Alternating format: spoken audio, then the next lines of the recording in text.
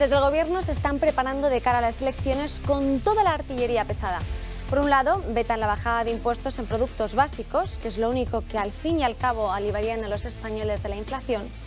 Mientras, por otro lado, no solo anuncian medidas populistas como subir el salario mínimo interprofesional, sino que se hacen con Radio Televisión Española para que su mensaje llegue de la mejor forma posible a los ciudadanos. Ayer recularon con la ley de Ocupas y hoy lo hacen con la ley trans. Porque para el Ejecutivo que el 30% de los autónomos estén en riesgo de pobreza o que el 47% hayan tenido que cerrar sus locales no es relevante. Lo importante es aumentar la presión fiscal y subir el salario mínimo interprofesional, dos medidas que ahogan a los empresarios y paralizan la actividad económica. No sabemos qué medidas más aprobarán durante estos meses. Lo que sí sabemos es cómo acaba todo esto, ahogando más a las familias españolas. Comenzamos.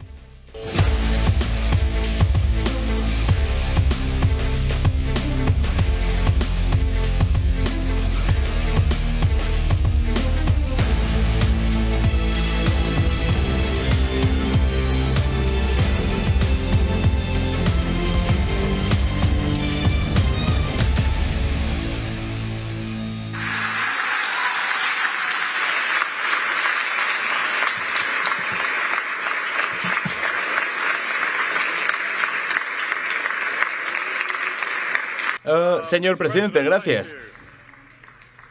En el final de un evento tan grande, la palabra gracias parece poco apropiada. Para todos los millones... Así nos sentimos un poco todos los españoles perdidos ante las nuevas medidas del Gobierno, esa incertidumbre que se avecinan durante los próximos meses de cara a las elecciones, pero antes de abordar todos estos temas tenemos que saludar primero a la mesa. Muy buenos días, Josep María Francas. Pues muy buenos días, pues no sé si te preguntabas antes qué nos espera, pues piensa en lo peor y te quedarás corta, porque realmente tenemos un gobierno que es un desastre. A ver, en las televisiones hoy es la resaca Italia, ¿no? Resaca Meloni, y yo me estoy enterando de cosas muy interesantes, escuchando a los tertulianos, que yo no sabía que Europa era lo que dicen todos que es como una especie de Estado, como una especie de Estado-nación donde todos los demás han perdido soberanía, y entonces, pues la que manda en Europa, que es la señora esta alemana, pues manda aunque no la haya votado nadie, y que es una cosa bastante insólita, ¿no? De que se habla de que el gran peligro de Italia es que haga frente común con Hungría y con Polonia para recuperar soberanía a los distintos estados, con lo cual dan por supuesto que los estados han regalado la soberanía. Es una cosa muy insólita que creo, no sé si llega tarde, pero claramente ya se ve que era necesario que alguien les pusiera nerviosos, porque dan por supuesto una serie de dogmas que yo al menos no soy consciente de que los haya votado ni los haya votado mi entorno. Estela Danés Cañizares, muy buenos días. Hola, buenos días, ¿qué tal? Muy bien. Bueno, pues nada, yo siguiendo un poco con el tema que acaba de abrir el compañero, efectivamente entiendo que lo de Italia es una buena noticia porque tanto para Europa como para España es el tiempo de los patriotas. Y efectivamente toca defender nuestra soberanía y lo que me parece intolerable es que Ursula von der Leyen diga que si Italia no va con esas amenazas, no iba por el camino correcto, bueno, pues que tomarán cartas en el asunto, ¿no? Como amenazando y que propondrán, bueno, pues medidas como las que piensan y han aplicado, ¿no? en Hungría y en Polonia. Y creo que en España estamos un poco a las puertas de que suceda lo mismo en las próximas elecciones, ¿no? Y no podemos consentir que efectivamente ningún globalista y ninguna supraestructura de alguna manera nos diga lo que tenemos que hacer, ¿no? Porque nosotros conocemos realmente cuáles son los intereses de España en todos los ámbitos. Estamos viendo lo que está sucediendo con la falta de soberanía energética, pronto veremos lo que sucede con la falta de soberanía alimentaria y así, por tanto, somos nosotros los que tenemos que decidir nuestro futuro y es el pueblo español el que es soberano para tomar esas decisiones y no ningún burócrata de Bruselas. Javier Puente, muy buenos días. Muy buenos días, Ana. Pues un placer, como siempre, estar aquí con vosotros. Y bueno, de cara a comenzar, dos cosas, ¿no? En relación a los valores de Europa, que a veces dicen, ¿no?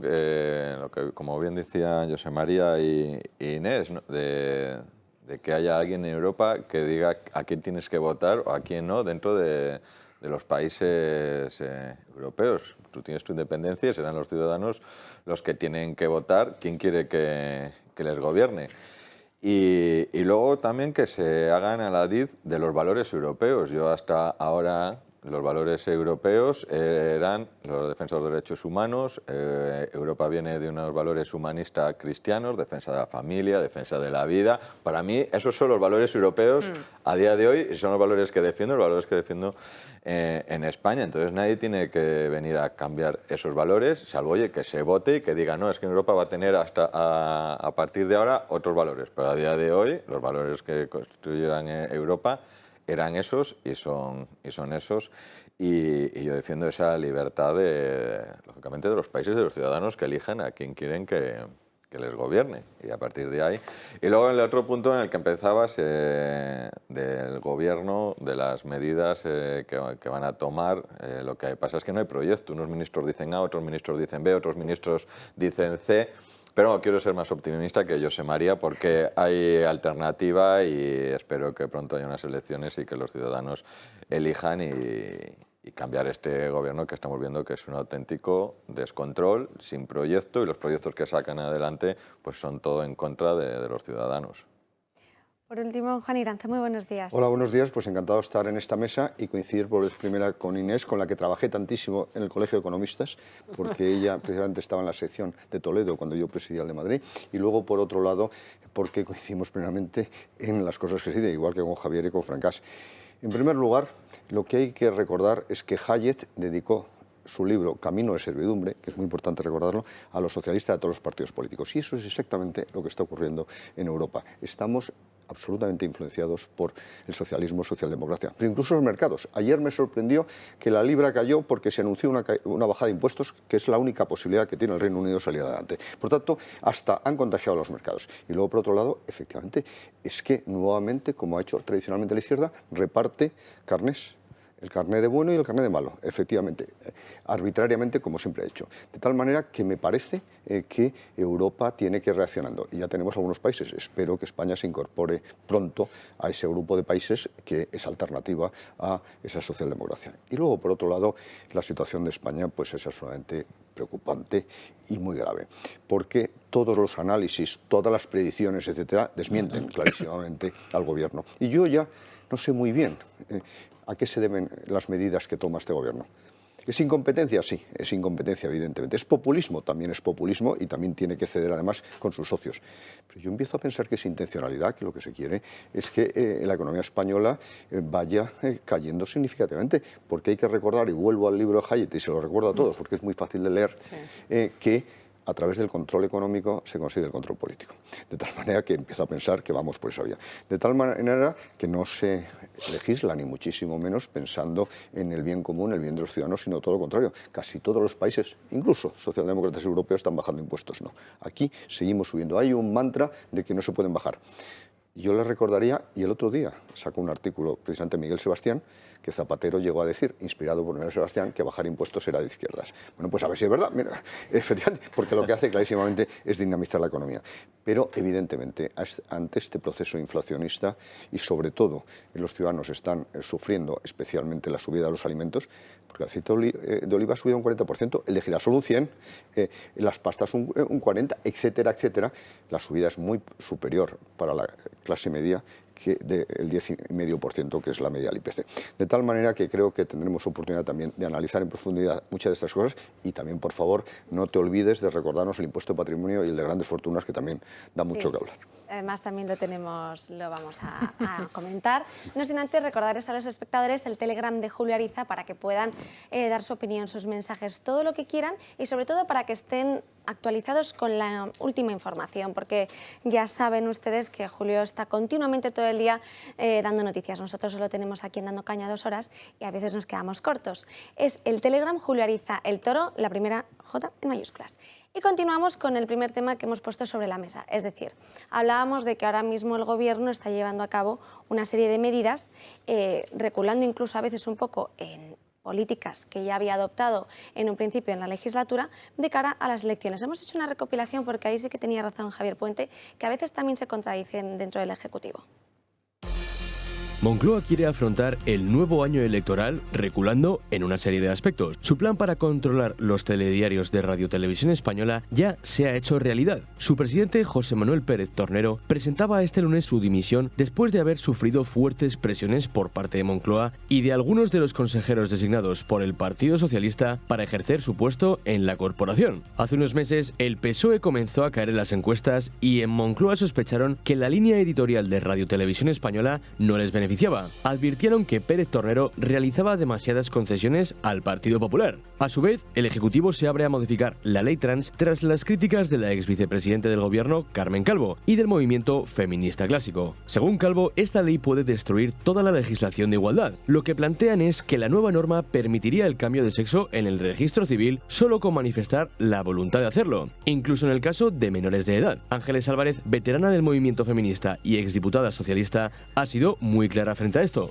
Si queda alguien sensato en el Gobierno con relación a este asunto, lo único que le pedimos es que observe lo que está ocurriendo en países como Suecia, Reino Unido y Finlandia, donde se está dando marcha atrás en muchas de las propuestas que hicieron. Al final están poniendo en riesgo la salud física y psicológica de los niños y que impacta los derechos de las mujeres. Dicho esto, la ministra de Empleo también quiere aportar su grano de arena con un lavado de imagen de cara a las elecciones y avanza en la subida del salario mínimo interprofesional. Según Díaz, va a dar una solución a la pérdida de poder adquisitivo. En el 2023 el salario mínimo interprofesional volverá a subir, vamos a cumplir con la Carta Social Europea y también vamos a dar satisfacción ante el elevado nivel de inflación que sí, hace más que nunca imprescindible que subamos el SMI. También ha anunciado que instará a la Fiscalía del Estado para que investigue a la Ley Rider. Les anuncio aquí, ahora mismo, que vamos a instar a la Fiscalía General del Estado para que investigue si existe invasión de la esfera penal, si se están vulnerando los derechos fundamentales de los trabajadores y trabajadoras en esta materia. Pues bien, el Ejecutivo está dando forma al nuevo año electoral, con discrepancias en el gobierno de coalición y haciendo suyos los medios de comunicación. No sé qué os parece toda esta situación, pero lo estamos viviendo estos días y supongo que durante los próximos meses veremos algo parecido. Vamos, veremos esta tendencia que al final... Es que forma parte del paquete global, que es un desastre esférico. Todo esférico quiere decir que mires por donde lo mires, es un desastre. Entonces, pues ya da absolutamente igual. Es decir, a ver, la ley trans que la modifiquen, pues no sé si es mejor o peor, porque si no la modificaban, por el esperpento se caía sola. Es decir, cuando tú legislas contra natura, llega un momento que te pasas tanto que la legislación se cae sola. Lo peor es que legislen a medias contra natura, porque entonces será una ley que nos tendremos que tragar. Con lo cual yo no sé si era mejor que no la tocaran y que dejara que los humanos podemos cambiar de sexo y los gatos también y que no pasa absolutamente nada y ya está. Y así se lía todo y acabado, y tema acabado. Me preocupa mucho más eso, que la arreglen, porque entonces tenemos un problema. Inés. Pues vamos a ver, el Gobierno yo creo que ya lo está apostando todo a una carta, porque sabe que ya está de salida y, por una parte, esto es una reflexión personal. Próximamente, bueno, en unos días, la ministra de Hacienda tiene que traer al Congreso la ley de presupuestos generales del Estado, que este año, pues no sé si al final se aprobarán o no se aprobarán, porque me da la sensación de que el Gobierno quizás ahora quiera empezar a tomar distancia con sus socios preferentes, que han sido hasta ahora los filoterroristas, los separatistas, en fin, toda esta banda, y quiera tomar distancia para blanquearse a sí mismo, porque ya sabemos lo que dijo. Incluso, yo no descartaría que estén tomando posiciones de distanciamiento con Podemos, porque estamos viendo, por ejemplo, un detalle. Ellos ya se han arrogado la posesión de la bandera de la bajada de impuestos, o sea, ya no hace falta que venga Podemos, porque ellos, o sea, perdón, de la subida de impuestos, porque ellos ya los van a subir más que lo que eran las pretensiones iniciales de Podemos, o sea, ya vamos a por todas. Eso por un lado. En segundo lugar, hemos visto estos días que hablaban de ser el tema de la ocupación ilegal, que efectivamente es algo que no se puede consentir, que está poniendo en peligro la seguridad de muchos barrios, de muchos hogares y, en definitiva, bueno, pues parece que van a tomar o que pretenden tomar cartas en el asunto, por lo menos con un lavado de cara o un lavado de imagen.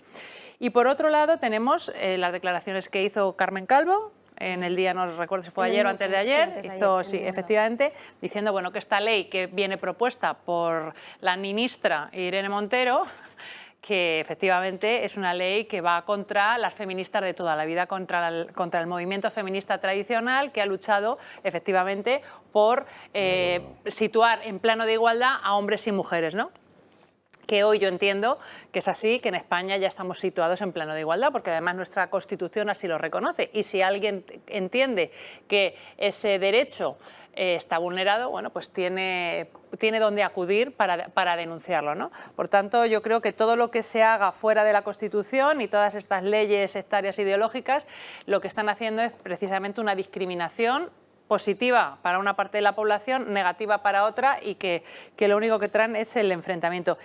Y bueno, pues en definitiva yo creo que el Partido Socialista lo que está haciendo ahora es eso. En cuanto a la dimisión del director de Radio Televisión Española, pues efectivamente es un asalto más a las instituciones del Estado cuando muestran una cierta independencia y hacen su trabajo. Pasa exactamente igual con el INE, pasa exactamente igual con el CNI, pasa exactamente igual incluso con el Banco de España, que hemos visto a esa señora ministra Yolanda Díaz decir que el gobernador del Banco de España tenía un perfecto desconocimiento del mercado de trabajo y que estaba invadiendo competencias, que no era quien para hablar del mercado laboral, y que, bueno, ella, como ya es una experta, como ya vimos, ¿no?, cuando intentó explicarle a España entera lo que eran los ERES, que no sabía ni por dónde cogerlo.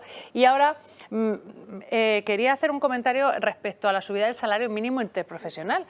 Vamos a ver, hay otras soluciones que se podían haber adoptado ya este año, en lugar de ir a una subida del salario mínimo interprofesional, y que no provocarían precisamente en las empresas un daño, porque hay muchas empresas que están, sobre todo pymes y autónomos, con los márgenes ya al límite y no tienen la capacidad quizás ahora mismo de generar esa subida de empleo, esa subida de salarios. Sin embargo, el Ministerio de Hacienda sí tiene la posibilidad, y este Gobierno tiene la posibilidad, de deflactar la tarifa del IRPF para hacer frente a ese impuesto oculto que es la inflación, y que la gente pueda tener equipararse su verdadero poder adquisitivo con los precios que estamos ahora mismo sufriendo. Por tanto, si la agencia tributaria, tenemos los últimos informes, los que yo he visto del mes de junio, había recaudado un 17% más que lo que había recaudado en 2021, tiene margen más que suficiente para poder deflactar ese IRPF y hacer no una bajada de impuestos, sino acomodar el impuesto a la situación de precios actual. Por tanto, creo que eso es lo primero, y una vez que se haga eso ya veremos si el paso siguiente debe ser o no subir el salario mínimo interprofesional. Pero no se toman las medidas adecuadas, sino que vamos con todo. Inés, porque ya sé que Juan va a ir al tema económico y me parecerá muy bien, pero un inciso solamente. Lo de la televisión española creo que es muy importante para el PP, para que vea el PP cuando negocia con el PSOE cómo acaba. Es decir, cómo le toman el pelo por delante, esféricamente también. Porque negoció dos cosas, televisión y el Tribunal de Cuentas, y le han tomado el pelo en los dos sitios. Con lo cual, como cometa el error de que viene este viernes no sé exactamente qué señor de Europa a ponerles en orden, como cometa el error de pasar por el aro, la justicia en España se va al carajo. Es la experiencia, ya está. Voy a ver al tema económico, que es importante. No, por Dios, está muy bien la matización, efectivamente. Y Inés es una gran experta fiscal, pero evidentemente es que tiene toda la razón en este caso. Es que hay que deflactar la tarifa, pero entre otras cosas por razones técnicas y razones de justicia. El impuesto debe de recaer sobre la capacidad de pago. Y en este caso es falsa esa capacidad de pago. Se produce lo que llamamos técnicamente una fiscalidad en frío. ¿Por qué? Porque tú ganas un poquito más, pierdes poder adquisitivo porque no recuperas todo el IPC, y sin embargo, como la tarifa es progresiva, pagas muchísimo más. Por tanto, eso hay que ajustarlo, y los gobiernos éticos, porque es de justicia, lo han hecho en el pasado y ahora se niegan. ¿Por qué? Porque la recaudación, como muy bien has dicho, ha subido en 23.000 millones debido a la inflación, porque solo se beneficia de la inflación el Estado. Recauda más y debe menos, porque la deuda en términos reales es menor, la deuda pública es altísima, deuda pública. De tal manera que lo que no podemos es seguir atizando la inflación, y eso es lo que pretende el Gobierno. En lugar de luchar contra la inflación, animarla. No deflacta la tarifa, no baja los impuestos a los alimentos, etcétera. Al final, después de mucha presión, ha bajado a la energía. ¿Pero qué hace? Anuncia presupuestos más expansivos de la historia, que es justo lo contrario a lo que tiene que hacer un gobierno para luchar contra la inflación, que tiene que ser política fiscal restrictiva, y en segundo lugar, trata de incentivar la espiral precios-salarios, es decir, la inflación de segunda vuelta. ¿Por qué? Porque no es cierto, en primer lugar, que el salario mínimo interprofesional en España es de 1.000 euros, ¿no es verdad? Es de 1.166,7, porque es de los pocos países que tiene 14 pagas. De tal manera que a un empresario medio, pagando la seguridad social, le cuesta 18.500 euros esa persona. ¿Queremos encarecerlo más? ¿Queremos generar menos empleo y generar más inflación? De tal manera que eso es lo que está proponiendo la señora ministra, que desde luego de economía no tiene ni idea. De tal manera que estamos ante una situación que la inflación es el principal problema a corto plazo de la economía española y que el gobierno lo utiliza. Eso sí, también anticipo que la inflación es el desequilibrio que más gobiernos se ha llevado por delante, porque es el desequilibrio que más rápidamente se percibe. Realmente significa pérdida de poder adquisitivo y la gente ya está muy preocupada. Por eso yo creo que tampoco van a ganar votos subiendo impuestos, sino que ya es antipopular y desde luego no van a ganar votos favoreciendo la ocupación, sino todo lo contrario, porque además perjudica sobre todo a las clases medias. Javier.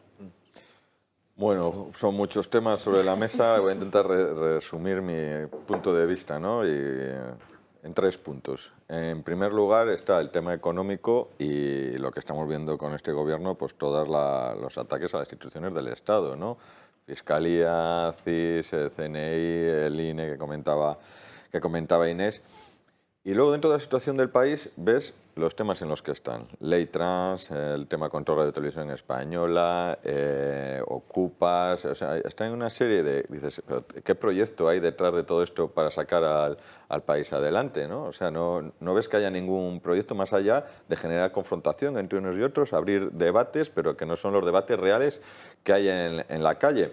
Y aquí, en segundo lugar...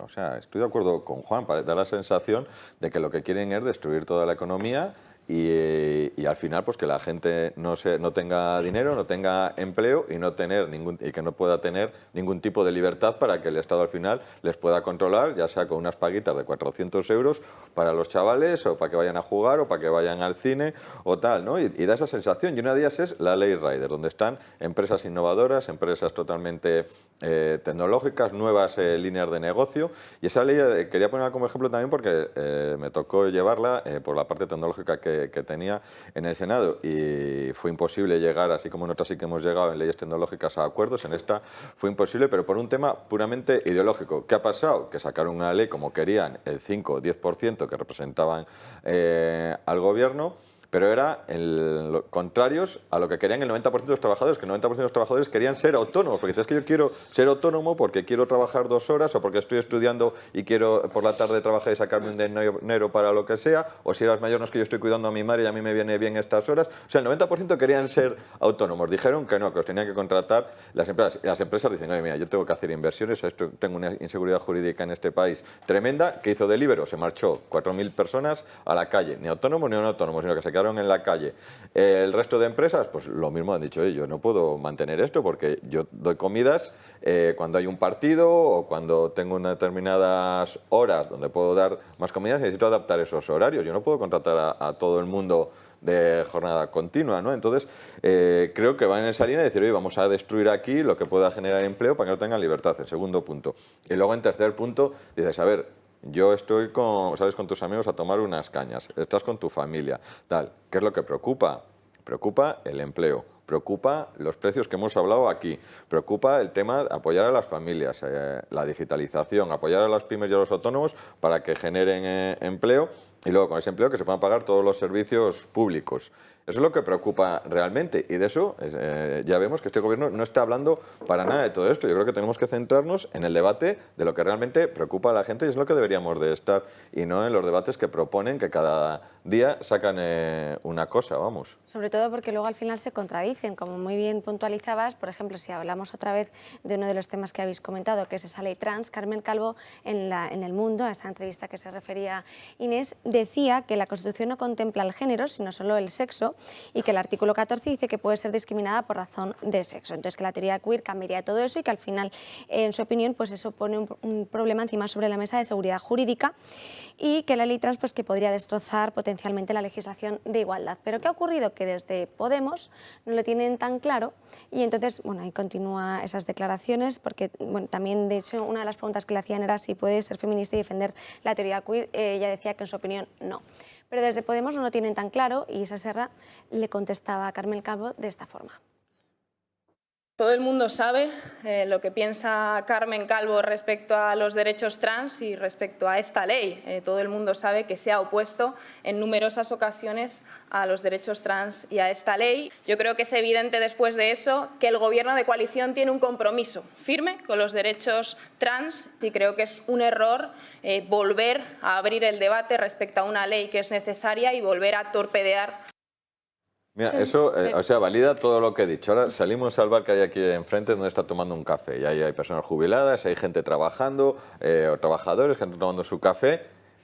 Yo no escucho a nadie hablar de la teoría queer ni nada de eso. Están preocupados de, oye, me van a subir la pensión, no me la van a subir. Oye, que el café me cuesta 1,50 cuando hace 4 días me costaba 1,20. Y eso es el problema real de la gente y no estos debates que realmente yo no sé quién está metido en estos debates. A mí digo, oye, pero vamos a centrarnos en lo que realmente preocupa a la sociedad, vamos. Ellos, bueno, sí, pero ellos son los que están en estos debates porque esas sociedades distópicas y totalitarias a las que ellos aspiran son sociedades donde etiquetan, colectivizan y estabulan a la gente como si fuera ganado. El individuo no importa, es el rebaño. Y además ellos hacen distintos rebaños. ¿Para qué? Para enfrentar. Entonces hacen colectivos minoritarios que al final son a los que hay que otorgarles derechos, pero es que las personas, todas las personas tenemos los mismos derechos y ya lo dice nuestra Constitución y lo vuelvo a repetir, independientemente de tu sexo, de tus creencias, de tu raza, de absolutamente de todo. Entonces, ¿qué es eso de los derechos trans? Es decir, esas personas por tener una orientación sexual o una disforia de género o lo que sea, en fin, yo las respeto como a cualquier otra persona que no lo tenga. O sea, a mí me da igual la orientación sexual. O una persona la vamos a catalogar o simplemente ese es el rasgo que caracteriza a una persona y el que hay que poner de manifiesto. No, para mí una persona es mucho más que su orientación sexual. Yo creo que hay muchos más valores, ¿no?, que conforman a una persona que solamente la orientación sexual. Tú cuando vas a una cafetería a pedir un café no dices, dame un café, oye, que soy homosexual. Vamos, es que yo creo que normalizar, como dicen ellos, normalizar es restar importancia a algo que no la tiene, porque para mí todas las personas son iguales independientemente de esa orientación sexual, con lo cual comenzar a otorgar derechos a estas personas realmente es discriminarlas y señalarlas. Yo entiendo que todas las personas tenemos los mismos derechos y que por tanto no hay que colectivizar a la gente. Lo que hay que promover son políticas, efectivamente, de protección a aquellas personas que estén siendo víctimas, pues, en materia de trata de personas, las menores tuteladas que hemos visto que han sido abusadas, mujeres y hombres y niños y personas mayores que son víctimas de violencia dentro del entorno familiar, por ejemplo. Pero aquí el Ministerio de Igualdad, ¿qué es lo único que hace? Lo único que hace es decir aberraciones como la que dijo la ministra la semana pasada en sede parlamentaria, y es que los niños pueden tener relaciones sexuales con quien quieran. Es vergonzoso y esta ministra lo que tendría que hacer es dimitir. Un ministerio con un presupuesto de 525 millones que a lo único que se dedica es a soltar barbaridades y a enfrentar a los españoles. Juan. Yo recomiendo a todos los televidentes que visiten tienen la oportunidad hasta el 31 de diciembre en la exposición Hijas del Nilo, que patrocina Eulen con motivo de su 60 aniversario. Y en este sentido, ¿qué se demuestra en esa exposición? Y así se orienta. En primer lugar, que las mujeres tenían todos los derechos ya en Egipto y que tenían un peso fundamental. Y existía el derecho a divorcio, existía, por supuesto, la herencia a su favor, etcétera, etcétera. Pero es que además no había discriminación con los homosexuales. Ese es otro de los asuntos. Estaba normalizada la situación y ya está. Ya en Egipto. De tal manera que yo creo que a partir de ese momento lo que se ha hecho es precisamente estabular, como tú bien has dicho, calificar, y derechos no. Los derechos son los derechos del individuo, del ser humano, y ya está. Y esos derechos cada vez son más asimétricos. El otro día pasó bastante desapercibido la noticia aquella de una persona que iba a ser prácticamente detenida, no, prácticamente no, iba a ser detenida por violencia de género, y cuando se dieron cuenta que había cambiado en el registro civil su sexo, pues pasó simplemente a un conflicto dentro del hogar. De tal manera que eso ya pone de manifiesto esa asimetría y ha pasado bastante desapercibido, curiosamente. Y luego, por otro lado, es que hay que tener en cuenta que esos derechos de los ciudadanos, de los individuos, están generando grandes prejuicios al movimiento feminista y a las mujeres. El movimiento feminista, muchos de nosotros, apoyamos muchísimo el deporte femenino, evidentemente. Yo en el Estudiantes fui uno de los precursores. Bueno, ¿y ahora qué lleva? Que la ley trans puede acabar con el deporte femenino. En baloncesto, un señor que se hace señora y mide 2,10 metros, es imposible que ninguna mujer pase esa barrera. Imposible. De tal manera que acabaría destruyendo el deporte, en este caso de la canasta, al igual que ya ha ocurrido con la natación, etc. Por tanto, los derechos, como bien decía Inés, son los derechos del individuo, del ciudadano, de la persona. Y la libertad del individuo. Y luego, por otro lado, nuestras circunstancias particulares, lo que hay es que normalizarlas al máximo, que eso es lo que nos beneficia a todos, sin lugar a duda. Pero un ejemplo, perdón, José María, un ejemplo lo vimos en el debate de la semana pasada. Salió una de las noticias que trajiste, que era que había un señor maltratado a una mujer, y a la hora de ir al debate el señor dijo que no, yo me siento mujer. Y entonces ya cambiaba la sentencia. Digo, pero esto es surrealista. Digo, no es que es una locura, vamos. Pero claro, es simetría ante la ley. Claro, pero yo por eso decía que igual era bueno que no se modificara la ley trans, porque hay dos maneras, o hay muchas maneras, pero hay dos maneras de explicar una cosa. Con criterio y bien intelectualizada la tema, que es lo que ha explicado Inés, o sea, los derechos son particulares, no son de colectivos, a medida que usted pues clasifica a la gente, le da importancia a una parte y no al todo, porque el todo está muy bien, y la otra es la demostración del absurdo, que es la que más se entiende. Es decir, evidentemente yo mañana digo que soy señora y me dedico a lo que me dé la gana, con lo cual claro, va rompiendo lo del básquet, pues aparecen 3 tíos allí que ya son viejos y que en la NBA no los quieren para nada, vienen aquí y ganan todo. Otro se pone a correr en las Olimpiadas, igual. Entonces rompes todo y llega un momento que la demostración del absurdo dice, coño, claro, era absurdo. Habrá costado muchos problemas, mucha gente hundida, pero queda claro que bueno, entonces, como hay mucho tonto en el mundo, igual la del absurdo es más evidente que la intelectual que ha explicado Inés, que ya se ve que es para muy pocos. Porque que esta gente no entienda lo que ha explicado Inés, si no lo entiende alguien, tiene un problema intelectual grave. Y como no lo entiende casi nadie de un entorno de izquierdas, habrá que ir al absurdo. Eso es lo que decía yo antes. Antes de continuar, nos tenemos que ir a la primera pausa de publicidad, no sin antes hablarles del acogimiento familiar, porque es una alternativa real para los menores. Es garantía de estabilidad, manutención, educación, formación, prosperidad y, sobre todo, cariño. Es, en definitiva, un hogar. Personalidades como Pierce Brosnan o John Lennon llegaron al éxito de la mano de su familia de acogida. Acoge a un menor, dale hogar, construye su futuro. Toda la información aparece en el QR que está en pantalla y es una campaña financiada por la Unión Europea Next Generation del Plan de Recuperación de la Comunidad de Madrid. En 2 minutitos, volvemos. Continuamos dando caña a 12:30 pasadas de la mañana y hay que hablar de uno de los temas también que hemos ya mencionado, que es ese veto a la bajada de impuestos que tiene entre ceja y ceja el Gobierno. Subidas y más subidas, así es como podríamos resumir la nefasta gestión de Sánchez y sus ministros al frente del Ejecutivo. Y es que el Ministerio de Hacienda ha anunciado una nueva subida de impuestos, según ellos selectivos, como respuesta a las rebajas que se están llevando a cabo en algunas comunidades del PP, como Andalucía o Madrid. Así, al impuesto a las grandes fortunas se une además otro más. Hacienda tiene encima de la mesa una subida del IRPF para rentas altas, del impuesto de sociedades y, atención, del plástico. De esta forma, las empresas tendrán que tributar por usar envases de plástico a partir del 1 de enero del próximo año, siempre y cuando no haya sido reciclado con anterioridad. Lo único que baja, eso sí, será el IVA de los productos de higiene femenina, algo que se le prometió a Podemos en julio. El Partido Popular, por su parte, sigue contraatacando y ha vuelto a pedir lo mismo, una rebaja. Su solución, una bajada del IVA del 10 al 4% en productos básicos. Le vamos a pedir al Gobierno que, si mantiene su negativa a rebajar el impuesto de la renta, a las rentas de hasta 40.000 euros, al menos acepte la propuesta de rebajar el IVA de los productos básicos de alimentación del 10% de IVA al 4% de IVA, como la carne, el pescado, los aceites, el agua, la pasta seca y las conservas. Una medida que tampoco convence al PSOE. Me parece curioso que el Partido Popular justamente se refiera a una situación en la que fueron ellos las que subieron los impuestos a esos productos básicos. Es que no se puede asistir a esta incoherencia. ¿Volveremos a ver cómo el PSOE vuelve a copiar al PP? Estamos sin duda ante una carrera de final de legislatura. Veremos quién da más y finalmente llega a la meta como vencedor. Y no solo eso, ese impuesto del plástico entraría en vigor el 1 de enero del año que viene, del año 2023, y sería una tributación a aquellos plásticos que no son reciclables. Se pagarían 0,45 euros por kilogramo de plástico no reciclado, en línea con lo aprobado también por otros países de la Unión Europea. Y esto nos llega a cuestionarnos ¿qué productos son? Bueno, de momento no se desconocen porque no hay un listado exhaustivo, pero claro, es otro impuesto más al que nos vamos a tener que enfrentar, teniendo en cuenta que ya con respecto al año pasado los productos alimenticios son un 14% más caros, la inflación que está por venir, es decir, esta es la política que están llevando a cabo. Sí, a mí lo que me cuesta entender es lo que hay de fondo.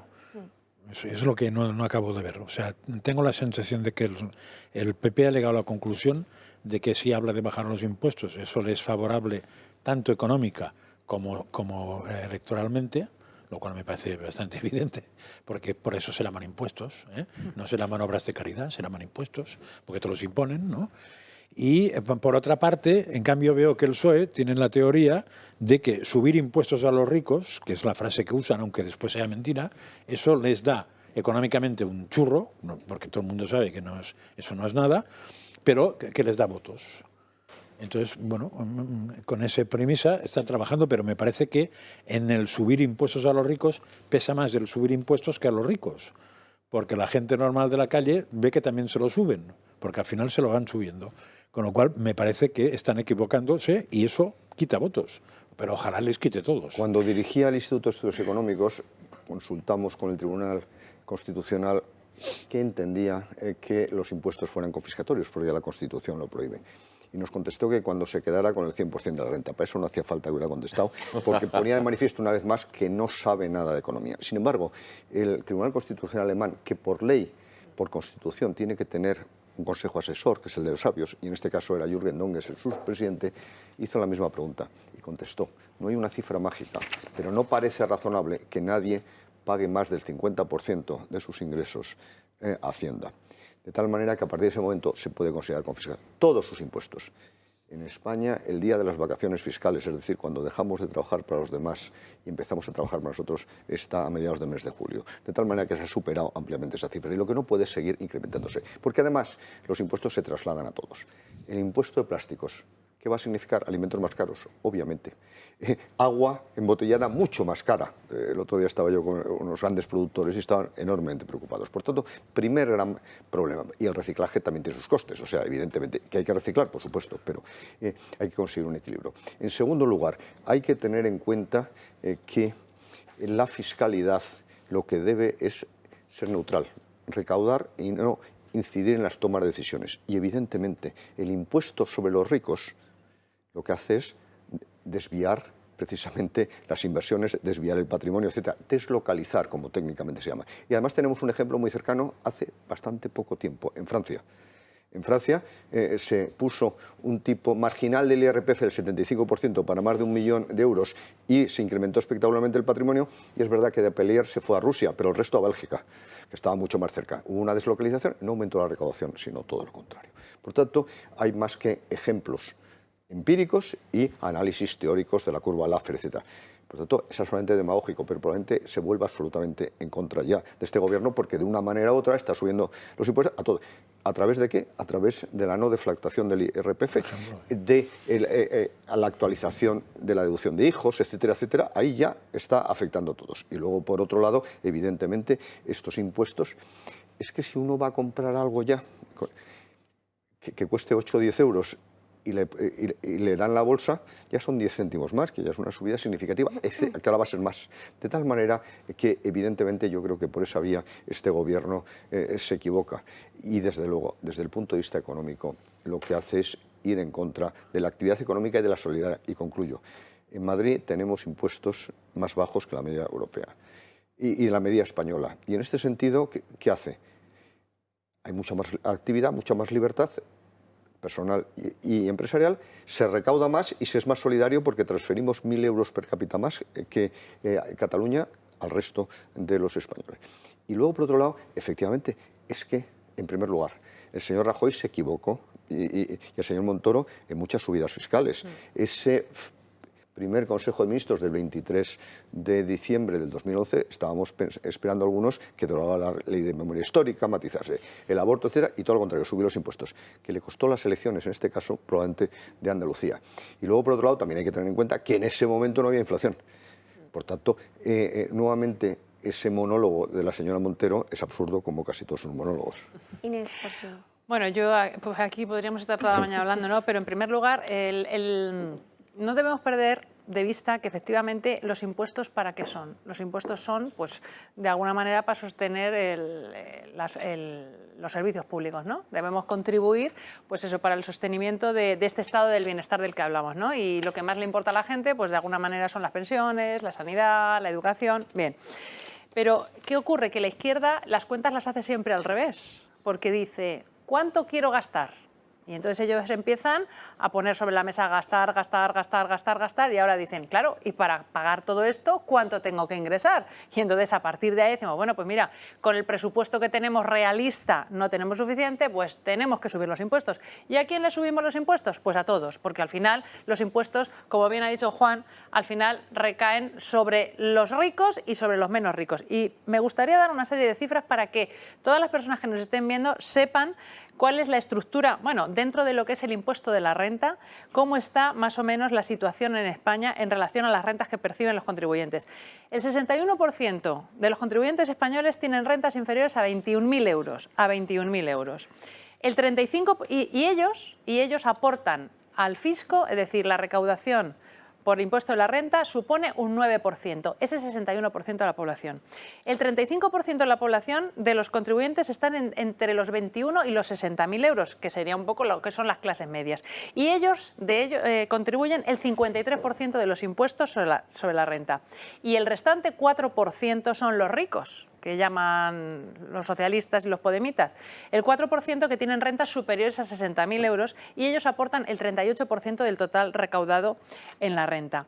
Por tanto, subir los impuestos a los ricos no supondría una recaudación que de alguna manera sacara de la situación en la que se encuentra ese 61% de bajas rentas. Entonces, en definitiva, ellos lo que quieren es a los ricos, como ellos dicen, hacerlos pobres y a los pobres que sigan siendo pobres, porque esto no soluciona el pan. Aquí lo que hace falta es generar un ambiente y un clima propicio para que se genere empleo, que al final no haya dependientes del Estado, vamos a eliminar todas esas subvenciones que de alguna manera son pues una compra encubierta de votos y que efectivamente las empresas están dispuestas a dar trabajo, pero también lo que quieren es ya no solamente impuestos más o menos bajos, sino seguridad jurídica, porque tú te haces unos planteamientos de unas inversiones con una serie de costes y claro, si estás en un país donde hoy me van a subir los impuestos, mañana me los van a subir más, pues al final eso descabala tus cuentas de inversión, de amortización, de recuperación de esas inversiones y de margen y de rentabilidad en definitiva.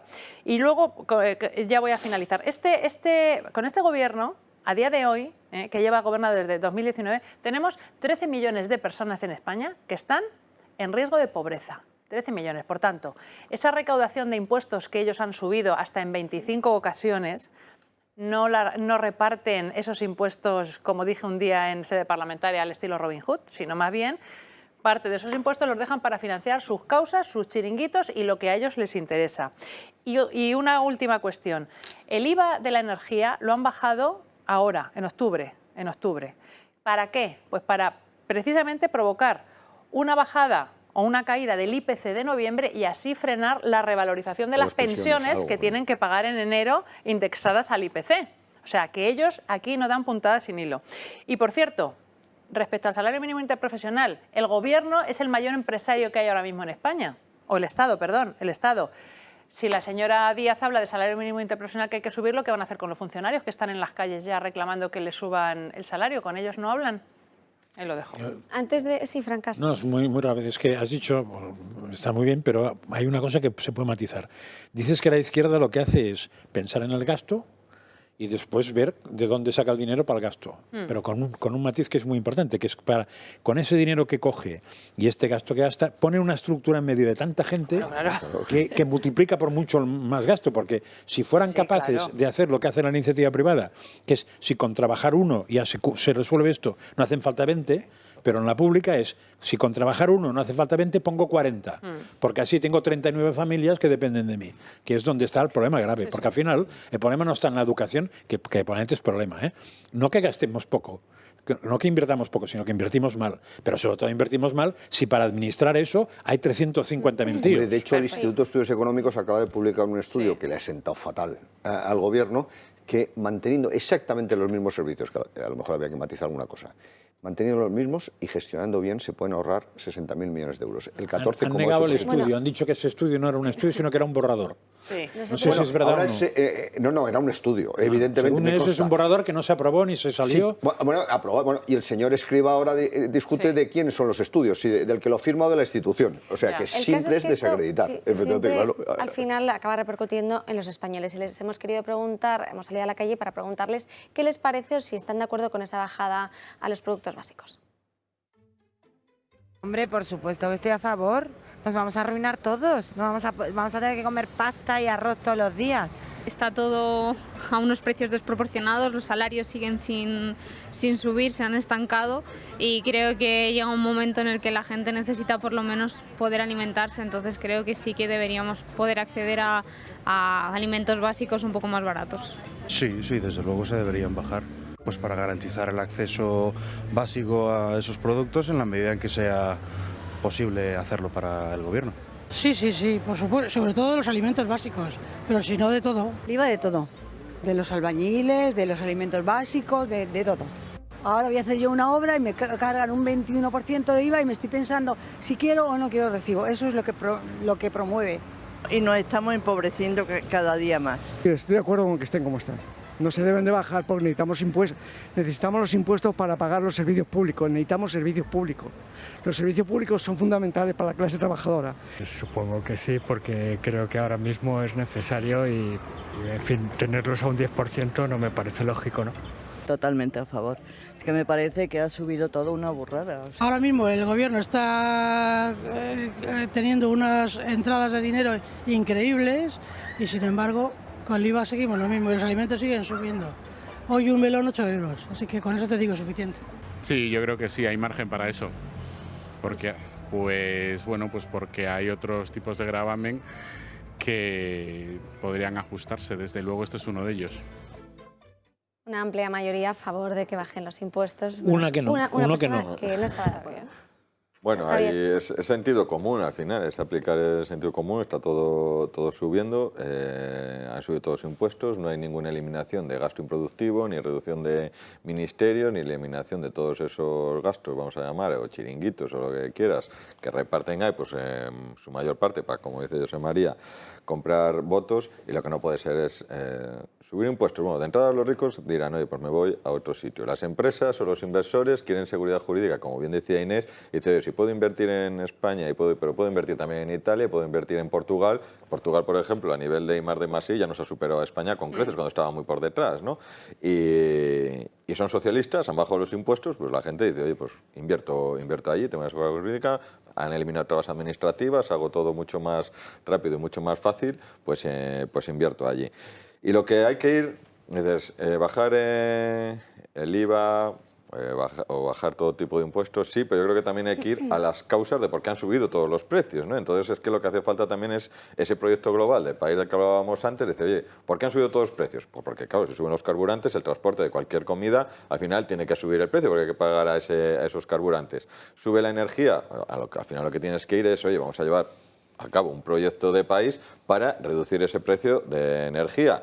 ¿Que hay que utilizar nucleares? Se utiliza nucleares. ¿Que hay que utilizar el gas? ¿Que hay que utilizar más producción hidroeléctrica? ¿Que hay que utilizar hacer prospecciones para el fracking, a ver si realmente podemos producir fracking? Bueno, pues todo eso, vamos a hacer todo eso para conseguir bajar esos precios de la energía y automáticamente van a bajar también los precios, más allá de deflactar IRPF y todo lo que hemos ido comentando aquí. Pero yo creo que hay que ir también al problema de la raíz de por qué vienen todos estos problemas. Y otras raíces... perdón. No, disculpa. Sí, pues una ley de cambio climático a la que A eso solamente iba votó yo. en contra Vox, A eso iba yo. que es pegarte un tiro en el pie y prohibirte a ti mismo y imponerte esa prohibición. No explorar ni explotar los recursos naturales que hay en España que te podrían proporcionar una cierta soberanía energética. No decimos al 100%, porque eso es imposible. Siempre tendríamos que tener una dependencia, pero cuanto menos es la dependencia de otros países, pues lógicamente podremos manejar mejor nuestros precios. Nos estamos ahora mismo en una crisis energética como la de los años 70. Absolutamente, y parece que no hemos aprendido en tantos años. ¿Sabéis Porque también? Perdona, Juan. Hay que tener en cuenta varias cosas. Una, que desde el punto de vista energético somos de los países más dependientes del exterior y más dependientes de los hidrocarburos, de tal manera, porque se ha sustituido petróleo por gas, de tal manera que hidrocarburos. ¿Qué tenemos que hacer? Lo hemos dicho aquí en infinidad de ocasiones, alargar la vida útil de las centrales nucleares, porque el 75%, aproximadamente 80% incluso en algunos casos, del coste del kilovatio es inversión, la amortización de la inversión. Como ya están amortizadas, van a producir muy bien.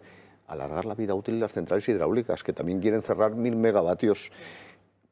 No destruir ninguna central. Y luego, efectivamente, energías renovables, pero hasta que no se desarrolle de verdad el hidrógeno, las energías renovables necesitan un backup, que es el gas, y por tanto lo que hacemos es incrementar el problema. Luego, por supuesto, interconexiones.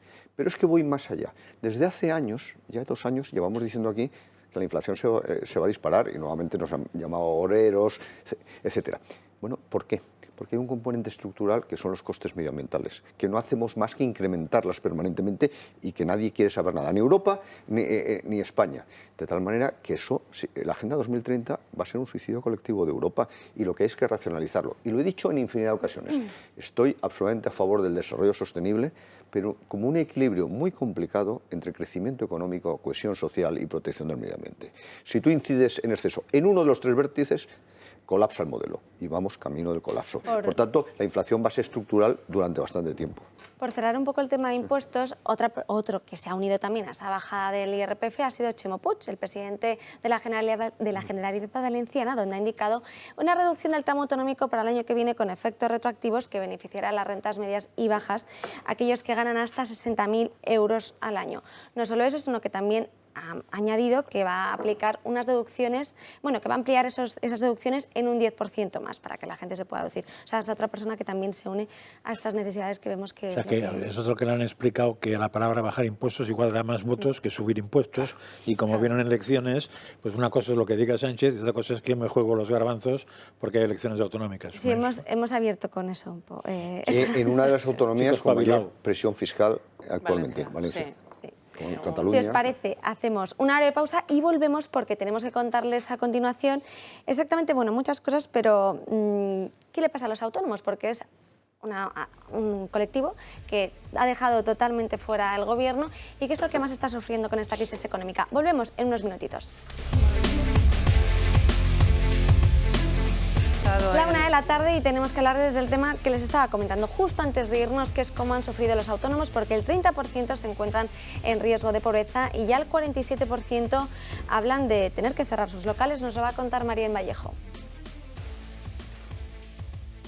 Sí, Ana, España atraviesa una muy difícil situación económica y uno de los colectivos más olvidados es el de los autónomos, los cuales están muy expuestos al encarecimiento del coste de la vida que se ha producido en nuestro país. La inflación y la caída de los ingresos ha hecho que el 30% de los autónomos se encuentren en riesgo de pobreza, una cifra que está muy cerca de países como Estonia y Portugal, con poco más del 32%, y se encuentra bastante alejada de la media de países vecinos como Alemania o Italia, que no llegan ni al 20%. Unos datos muy preocupantes se añadimos que el 47% de ellos acusa la pérdida de actividad en sus negocios, es decir, que la caída de las ventas está llevando a un incremento de costes laborales de los que la gran mayoría no puede hacer frente. Una situación que está estrangulando aún más, si cabe, la viabilidad de cientos de miles de actividades comerciales. Muchísimas gracias, Marien. Estos son, bueno, unos datos terribles. En esta misma mesa, hace ya varios años, precisamente Fernando Santiago, el presidente de los gestores administrativos, ya lo anunciaba, que se estaban dando todas las condiciones para estrangular a este colectivo. Y efectivamente, además, ¿qué ha ocurrido? Que, como se ha dicho, han bajado los ingresos, pero sobre todo se han disparado los costes. Es que hay que tener en cuenta que muchos negocios de autónomos, etcétera, los costes de la energía se han multiplicado por 3, los del transporte por 2, etcétera, de tal manera que no pueden asumir esa situación. Y si además tiene algún empleado y le tiene que aplicar el salario mínimo interprofesional y pagar esos 18.500 euros, pues tiene un problema adicional cuando su facturación baja. De tal manera que efectivamente es un colectivo que tradicionalmente ha sufrido mucho la situación y ahora más. De hecho, es más, Juan, el barómetro sobre la situación de los autónomos de la Federación Nacional de Asociaciones de Trabajadores Autónomos indica que 9 de cada 10 autónomos han incrementado los gastos, que es lo que tú indicabas, pero para darle las cifras dentro de su actividad en el año, durante este año. Evidentemente. Es que además los autónomos ya arrastran un problema desde la pandemia, y es que efectivamente muchos se vieron obligados por el gobierno a cerrar porque su actividad no era considerada esencial.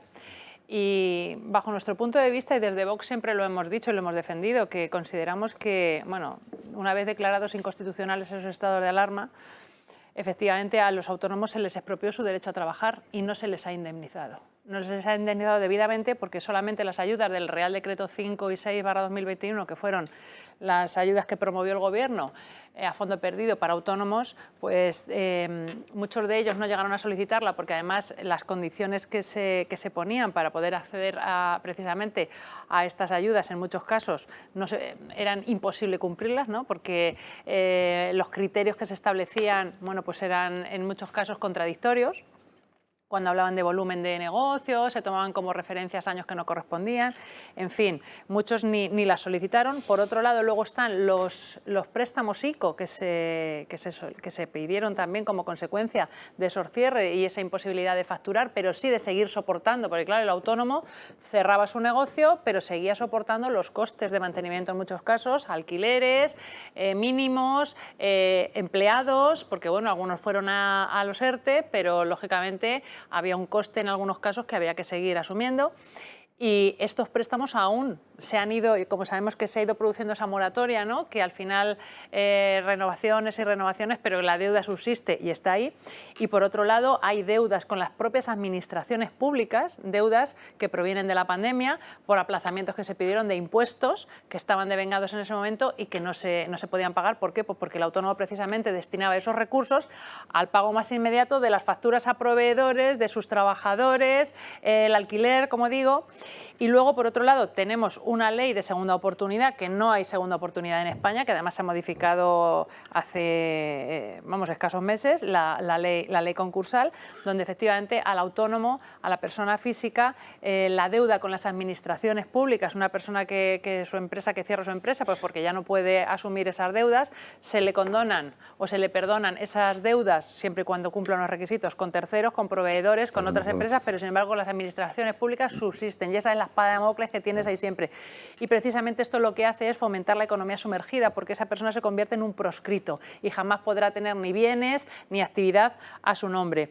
Y por último tenemos la ley que presentó Escrivá, en la que se modifica la cotización para los autónomos, que vuelve a ser otro lastre para los autónomos. ¿Por qué? Porque este gobierno está en contra de todo aquello que suponga libertad. Es decir, un gobierno socialcomunista que jamás ha emprendido nada, que jamás ha trabajado prácticamente habrán trabajado muchos en el sector público, pero en el sector privado y como emprendedores y como empresarios arriesgando su capital y pagando salarios de su bolsillo, me parece que uno o ninguno. Bueno, pues estos señores que no han tenido jamás actividad vienen dando lecciones a los autónomos que han arriesgado su capital, que han arriesgado su patrimonio, que han emprendido una actividad, porque les dicen, mire, yo le tengo que arreglar a usted la pensión y se la tengo que diseñar yo, porque usted no es capaz de diseñarse cómo tiene que ser su pensión de jubilación, porque habrá autónomos que opten por una pensión pública mayor, otros que opten por una pensión pública menor, y que el resto de los ingresos que a lo mejor puedan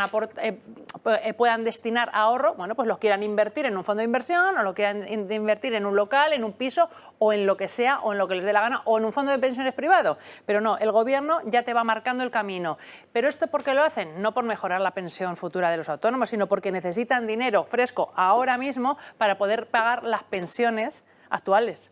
No están pensando en las futuras. Y además, demonizan al autónomo y le dicen que siempre los autónomos han escogido la tarifa mínima, claro, ante la inseguridad jurídica, ante la falta de información y de transparencia que el sistema no te ofrece, no es capaz de darte tus derechos consolidados en un momento determinado. Tú haces un plan de pensiones privado y dices, oiga, ¿cuáles son mis derechos consolidados? ¿Cuánto es lo que voy a cobrar si me jubilara mañana o si lo rescatara mañana? Tú vas a la Seguridad Social y te dicen, bueno, probablemente pueda ser esta teniendo en cuenta que ahora la pensión mínima es esta, la máxima es esta y dentro de 25 años tal. Y como los distintos gobiernos van cambiando la legislación, amplían los periodos de cotización que toman como referencia para calcular la pensión, luego los reducen, luego los amplían, ahora te cuenta ahora te desdoblan. Es decir, es una inseguridad jurídica ante la que te encuentras, con lo cual el autónomo toma sus propias decisiones y dice, pues mire, ante esta inseguridad, pues yo me arreglo yo mi pensión como yo quiero, opto por la mínima o no por la mínima, pero el gobierno precisamente lo que va es contra ese pequeño espacio que quedaba de libertad,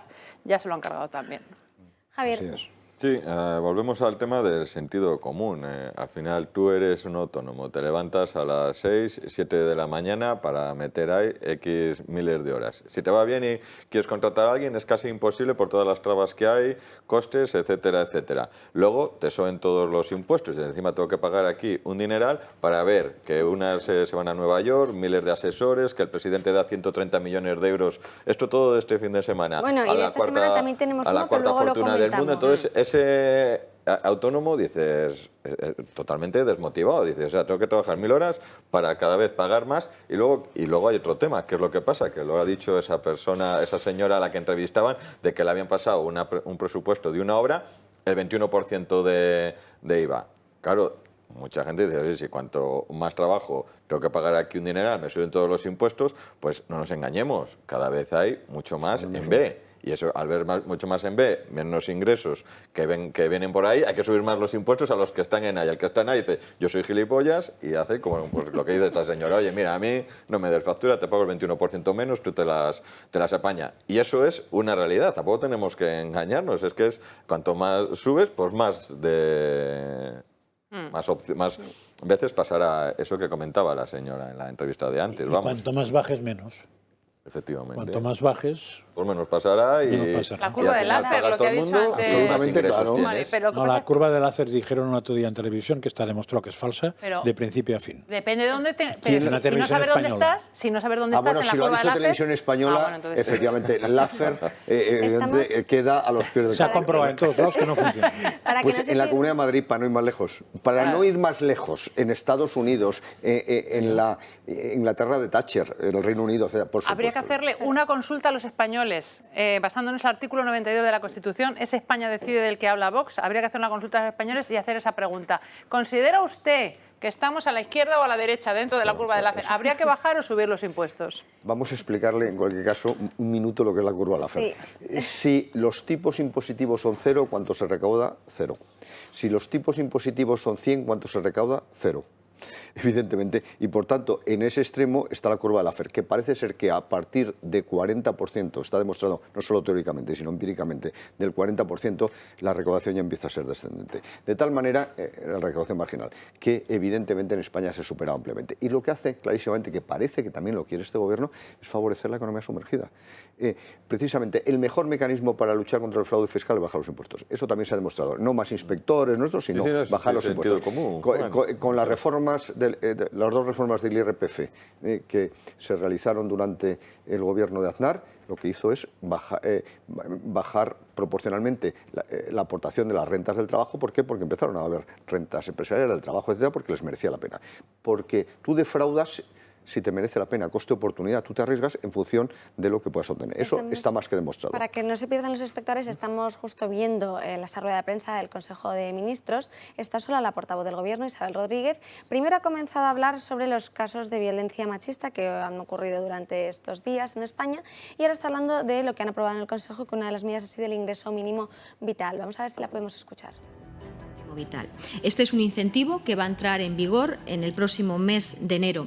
Y un dato muy importante para estas personas, especialmente vulnerables, que reciben el ingreso mínimo vital, es que no tendrán que hacer ninguna tramitación adicional con la Administración, sino que automáticamente se activará un mecanismo que no tendría la necesidad de acudir a ninguna Administración para solicitar esta compatibilidad. Y, por tanto, cero papeleos para estas personas, sino que la Administración directamente pondrá al día esta situación y se activará los cambios al beneficiario. Es un incentivo al empleo. Esta medida es un incentivo al empleo. Se va a tener en cuenta la composición de los hogares, especialmente familias monoparentales, personas con discapacidad. La cuantía del incremento salarial es la que irá regulándose con el ingreso mínimo vital y de esta manera vamos a incentivar que personas que hoy están fuera del mercado laboral puedan incorporarse al mismo. Se estima que el número de beneficiarios, según nos aportan desde el Ministerio de Inclusión, pueden ser en torno a 44.000, casi 45.000 personas. Se trata de garantizarles esa renta básica y al mismo tiempo trabajar en su dignidad y en su incorporación al mercado laboral. Este era un acuerdo que forma parte de los compromisos con Europa en el Plan de Recuperación, Transformación y Resiliencia y, por tanto, cumplimos un nuevo hito y ha sido también un acuerdo que ha estado pactado y hablado con los agentes sociales, compartido, en definitiva, con los agentes sociales. Siguiente de los acuerdos tiene que ver también con la cohesión, pero en este caso con la cohesión territorial. Saben ustedes que el proceso de desconcentración de organismos públicos es una herramienta más en la filosofía del Gobierno de avanzar hacia un país más cohesionado, donde las oportunidades, también las oportunidades desde el punto de vista de la generación de nuevos organismos públicos o desde el punto de vista de la cercanía de proyectos innovadores, de proyectos que tienen que ver con la ciencia y la investigación, puedan ser acogidos en otras partes de nuestro país, de esta manera cohesionar también al país con una perspectiva de cohesión económica y de progreso. La semana pasada, hace 2 semanas, iniciábamos el procedimiento con la Agencia de Inteligencia Artificial y esta semana lo hacemos con el procedimiento para determinar la sede de la Agencia Espacial Española.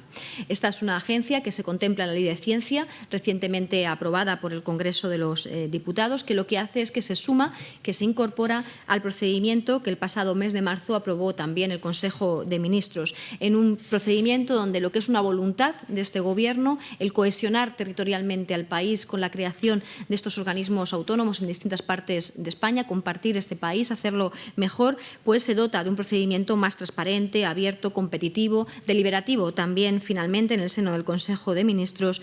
En definitiva, se trata de dar oportunidades a todo nuestro país.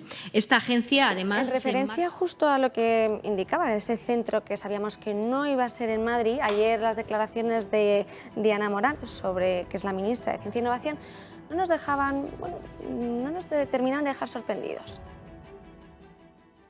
Quiero anunciarles que mañana el Consejo de Ministros inicia el procedimiento para determinar la sede física de la nueva Agencia Espacial Española. El compromiso del Gobierno de España es desconcentrar los organismos públicos para que no se acumulen las oportunidades en un solo territorio. Y esto, desde luego, es más justo y democrático, dar oportunidades a través de organismos del Estado en todos los territorios. La alternativa, la concentración sin otra justificación más que el puro "es que siempre ha sido así", es menos democrático, más cretino y menos innovador. Menos democrático y más cretino, así hacía referencia, aludía a... Bueno, eso de descentralizar organismos, bueno, me puede parecer bien. Yo como cántabro, encantado de que vengan organismos a Cantabria. Allí tenemos un hospital de referencia Valdecilla, pues si viene un centro de referencia a nivel de salud, perfecto. Pero yo creo que tiene que haber algo más detrás de todo ello, ¿no? Un análisis de coste, de oportunidades, de... No sé, mucho más que decir, no, ahora me llevo esta agencia, me la llevo aquí, el otro centro de estudios me lo llevo al otro lado, la agencia tributaria me la pongo en no sé dónde. Bueno, ahí yo creo que hay que hacer un análisis de estudio, pero más allá de eso, si ese estudio dice que puede ser un centro de referencia, centro de inteligencia artificial, bueno, yo encantado de que se ponga en Cantabria, porque por lo que conllevaría ello de nuevas empresas o de gente que pueda ir a trabajar allí y generar empleo, pero tiene que ir bajo el paraguas de un análisis y un estudio más completo, que no simplemente voy colocando chinchetas en diferentes puntos y ya está, ¿no? Y con la justificación que ha dado, que no quería que fuese algo menos crítico escrutinio más democrático, el no ponerlo en un sitio o en otro. No ha dado ninguna razón de peso, como bien... Que probablemente lo más cretino sería aplicar este criterio por ideología. Eso sí que sería cretino. Claro. Sí, que es lo que me temo que puede pasar, que caiga mucho en determinadas zonas.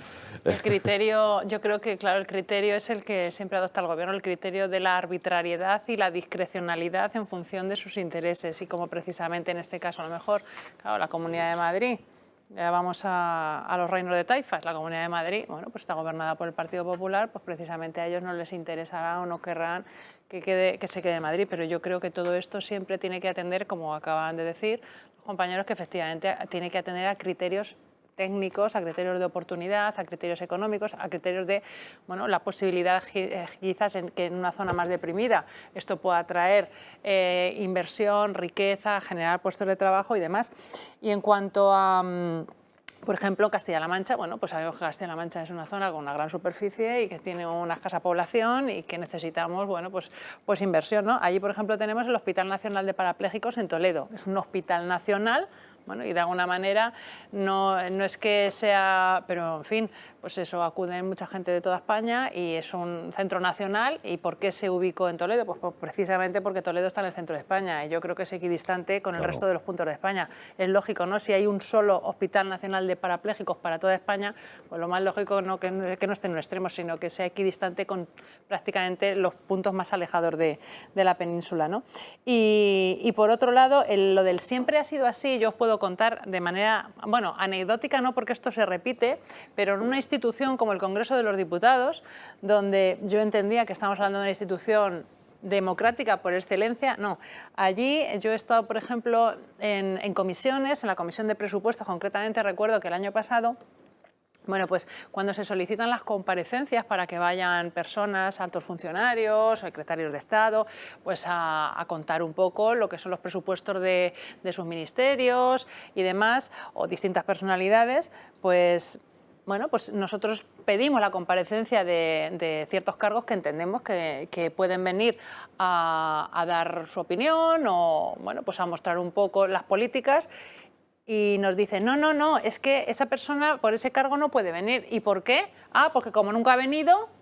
Ah, ¿cómo que como nunca ha venido? Ese es el criterio. Sí, que claro, como aquí siempre lo hemos hecho así, digo, bueno, pero vamos a ver, pero ustedes no son los progresistas, estos que dicen que son tan progresistas y tan modernos y que quieren cambiar todo. Sin embargo, eso, como no les interesa que quizás venga ese cargo público, porque precisamente a lo mejor no es de su cuerda, porque no está puesto a dedo, pues entonces no tiene que venir al Congreso a dar su opinión acerca de ciertos asuntos. O sea, hay que decir que lo del siempre ha sido así, lo quieran eliminar, depende de si les interesa o no les interesa. Yo, en primer lugar, niego la mayor. Creo que no hay que crear la Agencia Española, efectivamente, espacial, igual que también se negué la catalana. Evidentemente, es un proyecto europeo, está la Agencia Espacial Europea y, evidentemente, son inversiones que requieren de un umbral mínimo y, por tanto, no tiene ningún sentido, salvo para colocar al frente a algún amigo. En segundo lugar, hay que buscar la renta situación, que no tiene por qué ser Madrid en todos los casos. ¿Qué se está viendo ahora, por ejemplo, en informática? Que una ventaja competitiva en aquellas zonas donde la temperatura es más baja. Claro. Como Cantabria, que está la del Banco Santander, en Soria, en Teruel, etcétera. Pues ahí es donde debe ir, evidentemente, porque tiene una ventaja competitiva muy importante. En segundo lugar, también hay que tener en cuenta si es capaz esa zona de captar capital humano o no, que estamos hablando de requerimientos de capital humano muy formado. Y luego, por otro lado, es que nuevamente estos interpretan esa situación como les da la gana, porque fue el Partido Socialista, sobre todo de Soria, el que se opuso en 1980 a un gran proyecto que era establecer en Soria un centro del Euratom precisamente para investigar sobre energía de fusión, que significaba la creación de 500 puestos de trabajo directos de investigadores de toda Europa, con un efecto multiplicador espectacular en la zona. Ahí está la valla del CIEMAT, porque no se puso una sola piedra. ¿Por qué? Porque por razones ideológicas se opusieron. Y eso había generado una riqueza en toda la zona espectacular. Estamos hablando de personas de alta renta, 500 científicos y casi 2.500 empleados directos. De tal manera que, evidentemente, esta es una discrecionalidad más que probablemente coincide en fechas con la aprobación de los presupuestos y que, por tanto, en función de los votos que necesite, a lo mejor eso explica esa localización. y nuevamente no se piensa desde el punto de vista técnico. En estas cosas hay que utilizar criterios técnicos y no políticos. ¿Lo del ciclotón por qué se opusieron? Porque ya decían, entonces la Unión Soviética está los misiles de la Unión Soviética están apuntando a Soria porque ya va a ser un centro nuclear europeo, etcétera, por la oposición a la energía nuclear. Hay que recordar que en ese momento el PSOE tenía una enorme oposición a la energía nuclear y que cuando llegó al gobierno en el año 82 lo primero que hizo es parar la construcción de varias centrales nucleares como Valdecaballeros, como Lemón, etcétera. Eso es lo primero que hizo, que nos costó a todos los españoles con cargo al recibo de la luz 800.000 millones de pesetas. Eso es lo que nos costó la decisión política. Y ahora nos estamos arrepintiendo, evidentemente. Pues esto fue una decisión estrictamente política, que cómo se iba a llevar un centro experimental. Y eso lo viví muy de cerca porque el presidente entonces de la Junta de Energía Nuclear, el almirante Pascual, lo que quería es llevar riqueza a su zona. Claro. Y mi padre, que era el director de protección radiológica, trató de explicar muchas veces que no había apenas riesgo. Bueno, pues acabaron sus coches en el río Duero, de tal manera que evidentemente, y mi padre jamás quiso volver a Soria, de tal manera que nuevamente es la irracionalidad política, el populismo, etcétera. Y había generado un efecto multiplicador en Soria espectacular. Claro, era el lugar adecuado, por baja población, eso, y allí podía haber generado muchísima riqueza. Del Euratom. Hay un tema que no quiero dejar pasar, que es el impuesto a los ricos, del que tanto se ha hablado, que ha propuesto la ministra de Hacienda, y sobre todo, ¿por qué? Porque lo va a deducir con el impuesto de patrimonio, pero esto tiene su parte, la cara B, que no se ve, porque afecta a determinadas comunidades autónomas donde el impuesto de patrimonio está totalmente bonificado. Pero vamos a ver este resumen porque para que se les quede mejor a los espectadores qué implicaría poner este impuesto. La guerra económica entre el PP y el PSOE continúa y lo hace cada vez con más fuerza. Al anuncio de la eliminación del impuesto sobre el patrimonio, el partido de Sánchez ha querido contraatacar. De esta forma, el gobierno está preparando el diseño del nuevo impuesto a las grandes fortunas, el cual entrará en vigor en 2023. La ministra de Hacienda, María Jesús Montero, ha asegurado que con él se podrán recaudar hasta 1.500 millones de euros. En consecuencia, el grueso de estos ingresos procederían de las autonomías que han dejado exento todo o una parte de ese impuesto, es decir, Madrid, Galicia y Andalucía. La Comunidad de Madrid ha dejado de recaudar unos 1.000 millones de euros. Le sigue de cerca Andalucía, donde los ingresos por patrimonio llegaban hasta los 93 millones, 66 millones en el caso de Galicia, que decidió rebajar este impuesto en un 50%. Si Murcia también lo suprime, serían otros 27 millones, un hecho que ha sido bastante criticado por María Jesús Montero.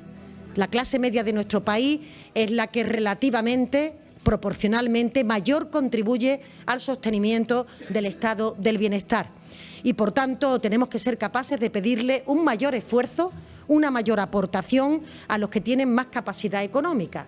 Se trata de eso, de que efectivamente se pueda traducir ese mayor esfuerzo en financiar ayuda que tenemos que dar para el transporte gratuito, para que la luz de todos los ciudadanos, con la bajada del IVA, baje también el importe final que tenemos que pagar a fin de mes. Una medida con la que el Gobierno pretende ir fiscalmente hablando a por las comunidades gobernadas por el Partido Popular. Y es que, según Montero, hay que evitar que en España haya paraísos fiscales. Es la copia a un tributo que ya se estableció en Francia en el año 2016 y que luego tuvieron que eliminar cuando llegó Emmanuel Macron al poder en el año 2018. ¿Por qué? Porque solo llegó a recaudar 4.000 millones de euros en una economía además que es el doble que en España. ¿Qué ocurrió? Que tuvo un efecto negativo. Más de 300 altos patrimonios franceses domiciliaron fuera del país. Efectivamente, es que lo primero es que empezar por el impuesto de patrimonio y luego vamos al de grandes fortunas. El impuesto del patrimonio lo creó mi maestro, uno de mis tres maestros, el profesor Enrique Fuentes Quintana, en el año 77, cuando era vicepresidente, con mero carácter de control para garantizar el cumplimiento de los esenciales. ¿Qué son los esenciales? Aquellos sobre los que recae la capacidad recaudatoria. IRPF, impuesto de sociedades y el IVA, básicamente para controlar el IRPF en un momento que la informática apenas está desarrollada. En este momento saben cualquier euro que hemos obtenido cada uno de los contribuyentes, por tanto no hace falta. Y además lo llamaba extraordinario, que se hizo ordinario posteriormente, de tal manera que ese impuesto hay que tener en cuenta que grava una renta que ya ha sido gravada, que en segundo lugar es exótico, solo lo hay en España, de toda Europa. En tercer lugar, que puede ser confiscatorio, porque con los tipos de interés, ahora están subiendo un poquito, pero con los tipos de interés actuales, un tipo del 3,5% para patrimonios superiores a 10 millones de euros quiere decir que es confiscatorio y difícilmente sacas tú una rentabilidad superior al 3,5%. Por tanto, sería anticonstitucional. Ese impuesto lo tenía que haber derogado, porque se suponía que lo iba a derogar Cristóbal Montoro en su momento. Y por tanto, a mí lo que me parece lógico es en aquellos lugares que está exento. ¿Y qué es lo que pretende este impuesto sobre grandes fortunas? Recaudar, no. Fastidiar a las comunidades autónomas del PP, punto. Tal y como se ha diseñado, que además tampoco va a recaudar prácticamente nada en esos lugares. ¿Por qué? Porque depende del análisis fiscal que hagas, y tenemos una gran experta, y tengo una gran experta a mi izquierda, pues decidirás si te quedas en Madrid o te vas a Portugal, como decías, Javier, antes. Bueno, evidentemente. Sí, no, es que lo de paraíso fiscal es una broma, en Europa están Europa y España. Dices que entonces que es paraíso fiscal es toda Europa y Madrid, porque dices, no, va a ser no quieren paraísos fiscales. ¿No? Pero si es la isla Alemán y Madrid, exactamente igual. Cuidado, que la ironía no se coge en televisión.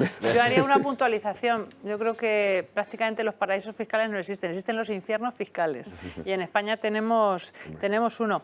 Y hay una cuestión muy importante, y es que, vamos a ver, el patrimonio, en la izquierda lo ve como, ¿os acordáis los dibujos animados estos del tío Gilito que salía con la montaña de las monedas de oro? El patrimonio lo ven así, como una cosa estática. Es decir, he amasado una fortuna y tengo una montaña de oro. Pero es que el patrimonio no es eso. El patrimonio fluctúa, la riqueza fluctúa.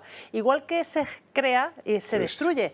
Tú tienes tus acciones en bolsa, y mañana sucede lo que ha pasado en el Reino Unido ahora mismo, cae la moneda, empiezan a caer las acciones, el valor de tus acciones, y hoy tenías 5.000 millones y mañana puedes tener menos 1.000. O sea, quiero decir que lo de la riqueza no es algo estático, es algo dinámico. Por otra parte, la riqueza de muchas grandes fortunas de las que hablan está materializada en inversiones, en empresas que lo que están haciendo es generar puestos de trabajo. Y en muchas ocasiones, estas personas que son propietarias de las acciones o de las participaciones de esas sociedades no generan una renta por la que ya pagan sus impuestos. La sociedad paga el impuesto de sociedades.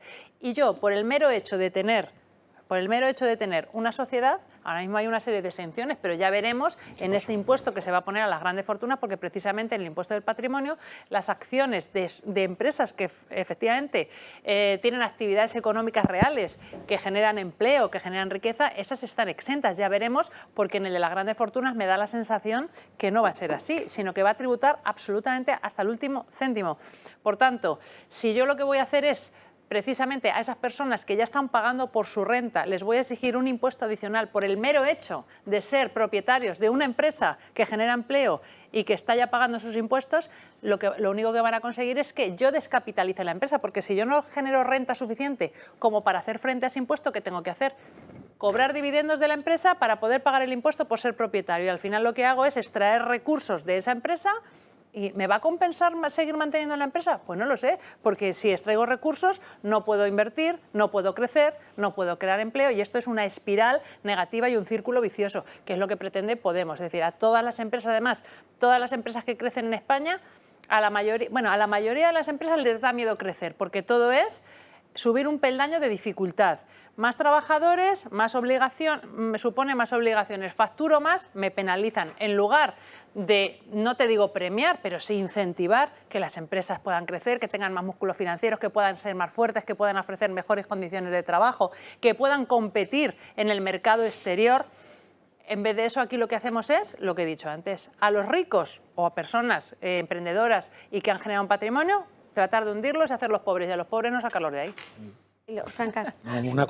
Una pregunta, Juan, porque es que yo sigo viendo las televisiones por la mañana y me dicen que el patrimonio está en más países. Concretamente se habla de 2, o incluso algún experto ha dicho que parecido a patrimonio en casi todos. Pero espera un segundo. Lo segundo, que me respondas eso después. Lo segundo, siendo ese impuesto que se ve perfectamente que es direccional, en el sentido de que va a ir a unos y no a otros, ¿no será anticonstitucional fácilmente eso? En primer lugar, evidentemente, el patrimonio como tal solo existe en la Unión Europea, en España, como tal, efectivamente. Claro, cuasi no sé qué, bueno, pues, pero como tal solo existe. Y vuelvo a repetir, es que además nunca se creó con carácter recaudatorio. Esa es la idea fundamental. Sí. Y en segundo lugar, claro que puede haber hay un hecho de inconstitucionalidad, como también se ha planteado con el impuesto de la banca, porque ya tributa sobre beneficios, entonces puede no es constitucional gravar la base. La misma hecho dos veces, claro, el mismo hecho imponible dos veces. Mira, te voy a decir una cosa, en el tema del patrimonio, quizás en otros países se graben, haya otros impuestos que puedan ser similares, pero es que en España, además del impuesto de patrimonio, tenemos el IBI, el impuesto de bienes inmuebles, que es lo que está gravando. Es un impuesto local, ¿vale? Pero está gravando la tenencia de un bien. Y ese IBI no es óbice para que luego tú tengas que pagar otra vez el impuesto sobre el patrimonio sobre el mismo hecho, que es la tenencia de ese bien, porque el IBI lo que grava es que tú seas propietario de un bien. Además, si tú ese bien no lo tienes alquilado, genera una renta presunta que tributa en el IRPF. El 1,1% del valor catastral revisado va a IRPF, es decir, que aquí estamos pagando, bueno, y luego ya tenemos la plusvalía municipal, ahora ya se ha modificado el impuesto, pero quiero decir que sobre el mismo hecho estamos tributando varias veces. Por tanto, el patrimonio que a ti te queda, al final es una cantidad que está neta de impuestos, porque tú ya pagaste por la renta que generaste, impuestos de la renta, pagaste el IVA cuando tú compraste, pagaste impuesto de transmisiones patrimoniales cuando adquiriste esos bienes, por ejemplo, y una vez que tú ya los tienes en su valor, lo tienes neto de impuestos, pues sobre ese otro impuesto más, que es el impuesto del patrimonio. Yo creo que al final eso es una doble imposición sobre el mismo hecho. Y mientras tanto nos encontramos justo con lo que había dicho Javier hace unos minutos, que era el tema de cómo se sigue gastando el gobierno nuestro dinero. Por ejemplo, Irene Montero ha gastado casi 15.000 euros en reeditar las memorias de la pasionaria. Lo ha hecho a través de un contrato menor, porque lo ha cifrado en una cantidad que son 14.876 euros, que es el límite para que no tenga que ser, para que sea considerado un contrato menor y entonces no tenga que no sea necesario ni los pliegos de contratación, ni hacer un concurso, ni tampoco tener una memoria justificativa del proyecto. Pero ve que ahora es fundamental volver a reeditar las memorias de la pasionaria en estos momentos que vivimos los españoles dentro de esta crisis inflacionista. Pues yo, como decía Juan, yo niego la mayor. O sea, ya no es los 15.000 euros, sino el Ministerio de Igualdad que desaparezca. O sea, el Ministerio de Igualdad con 525 millones que solamente sirve, pues eso, para los caprichos de Irene, vamos a llamarlo así, ¿no? Así es, los caprichos de Irene. Y sus amigos y amigas. Los caprichos de Irene, sus amigos y amigas y amigues. Y amigues.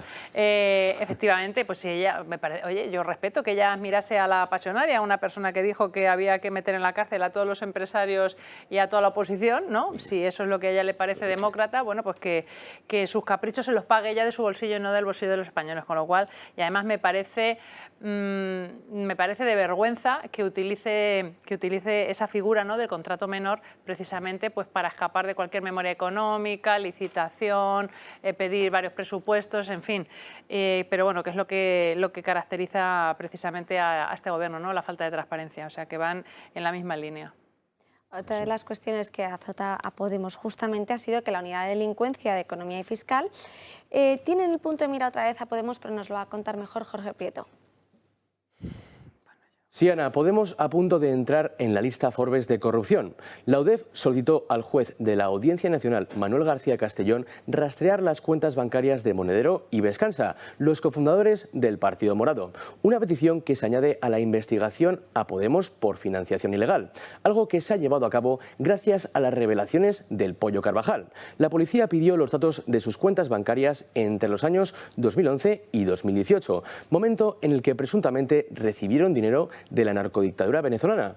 A raíz de la investigación hallaron que Monedero tuvo 93 cuentas bancarias y Vescansa bastantes más que su compañero, 145. Todo apunta a que esa cantidad de cuentas se crearon por una sola razón: blanquear dinero. A su vez, la policía sospecha que la idea es mover el dinero del chavismo a través de muchas cuentas bancarias para que sean muy difíciles de rastrear.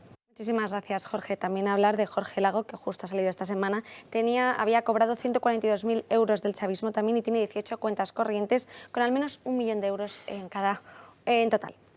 Los anticapitalistas parece que los más capitalistas, les encanta, ¿no?, esto de las cuentas. Como y todo los español, todos tenemos entre 90 y 100 cuentas corrientes. Sí. Lo del español medio, ¿no? Lo del español medio, ¿no? No se sabe. Evidentemente tiene muy mala pinta. Yo siempre la presunción de inocencia la respeto, pero tiene muy mala pinta. Es que desde que ha llegado esta gente a puestos de poder, es que menos aportar a España, más allá de generar, por lo que llevamos hablando aquí en varias intervenciones, ¿no?, de odio, odio, de enfrentamiento, de guetos y demás. Al final lo que han hecho es enriquecerse cuatro, no sé si de manera lícita, ilícita, llámalo como quieras, pero vamos, yo tengo mi cuenta y la cuenta con la mujer y ya está. Vamos, no eso hay... de la persecución, además, no sé si será casualidad, pero esa persecución al globo, que si la sanción se materializa, evidentemente significa la desaparición, yo no sé si los oyentes y vosotros sabéis que básicamente es un proyecto de venezolanos exiliados. Sí. De tal manera que a lo mejor es casualidad que sea una empresa, por eso, a derribar. Efectivamente, básicamente son venezolanos que eran ingenieros, etcétera, los que diseñaron los modelos, etcétera, los que están obteniendo ingresos importantes y están creando una gran cantidad de empleo, que la mayoría de los empleados son venezolanos, exiliados. Eso que son la empresa esta que Globo, distribuye comida. Globo, Claro, a la que que- es a la que le ha puesto la multa a los 97 millones. A lo mejor es pura casualidad. Nos tenemos que ir a la última pausa de publicidad, que son, nada, 2 minutos y medio, casi creo que no llega, pero volvemos en unos minutos, no se lo pierdan, que seguimos con actualidad. Menos 25 de la tarde y tenemos que contarles qué ha ocurrido en Esquerra Republicana de Cataluña, porque tras 5 años arrimándose al PSOE para que sacaran esos proyectos que estaban ahí al filo de lo imposible, ahora parece que se va a unir al PP. El mantra de que el PSOE y el Partido Popular son lo mismo, repetido por algunas formaciones políticas, empieza a cobrar cada vez más ejemplos prácticos. Unos apoyan la subida de impuestos sin tapujos, mientras los otros cuentan de cara a la galería que los bajarían, pero luego llegan al poder y los suben. De las votaciones en el Parlamento Europeo ni hablamos, pues una cosa es lo que votan los partidos en España y otra lo que luego apoyan en la sede de la soberanía europea. Pues bien, el último caso ha venido de la mano del socio de gobierno del actual Ejecutivo español, Esquerra Republicana de Cataluña. Según publica OK Diario, el exvicepresidente del Ejecutivo catalán tilda de juguete roto a Sánchez y subraya que es hora de acercarse al PP a través de las próximas votaciones en el Congreso. De hecho, Junqueras habría llegado a verbalizar que este PSOE es idéntico al PP y que por ello ya les da igual, se entiende, a apoyar a uno que a otro en la Cámara Baja. El que fuera condenado por sedición e indultado por el gobierno de Pedro Sánchez ahora muerde la mano que le dio de comer, porque al fin y al cabo el poder es el poder. Parece que marca sus distancias con respecto al gobierno. Y hasta que no lo vea no lo creo. No sé si el resto Sí, pero lo que es queréis obvio es que se comentar está algo. produciendo un cambio absoluto de ciclo electoral. Eso sí, pero que Esquerra Republicana sea la que cambie. No, pero bueno, es un poco la política que toca, ¿no? O sea, al final está todo inventado. Al final esta gente, el PSOE ha estado gobernando con Esquerra, con Bildu, con independentistas y con tal. Ahora se acercan las elecciones, pues hoy tiene que demostrar durante 6, 8, 10 meses que son todo lo contrario, que no tienen nada que ver, Pero y luego eso- si pasan pero las eso el elecciones PSOE. vuelven a... Pero eso el PSOE, PSOE, sí, no sí.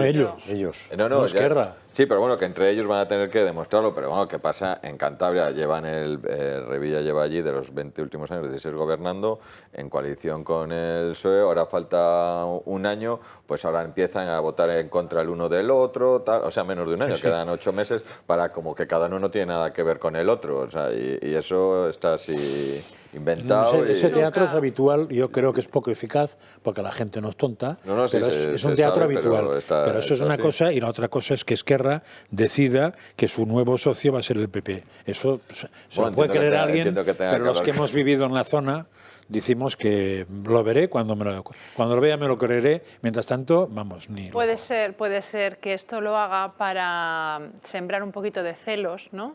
En el Entonces PSOE, dejará colgados a los otros. No, ya en el está. PSOE, y diga, Sí. voy a decir que me acerco al Partido Popular para que el PSOE me haga más concesiones, ¿no? Pero para eso Bueno, lo que no lo haría es sé. dejarlos colgados. Los dejas, si Esquerra deja colgado al PSOE en una votación, dejar. ya consigue ese efecto. Ya está. Y que no consigue ningún efecto de cara a buscar electores, Hombre. es que le expliques al catalán, que es el que puede votar a Esquerra, porque no olvidemos que en Sevilla Esquerra la votan poco, porque no pueden. Entonces tú explícale a los de Cataluña que Esquerra quiere conseguir votos a base de acercarse al PP.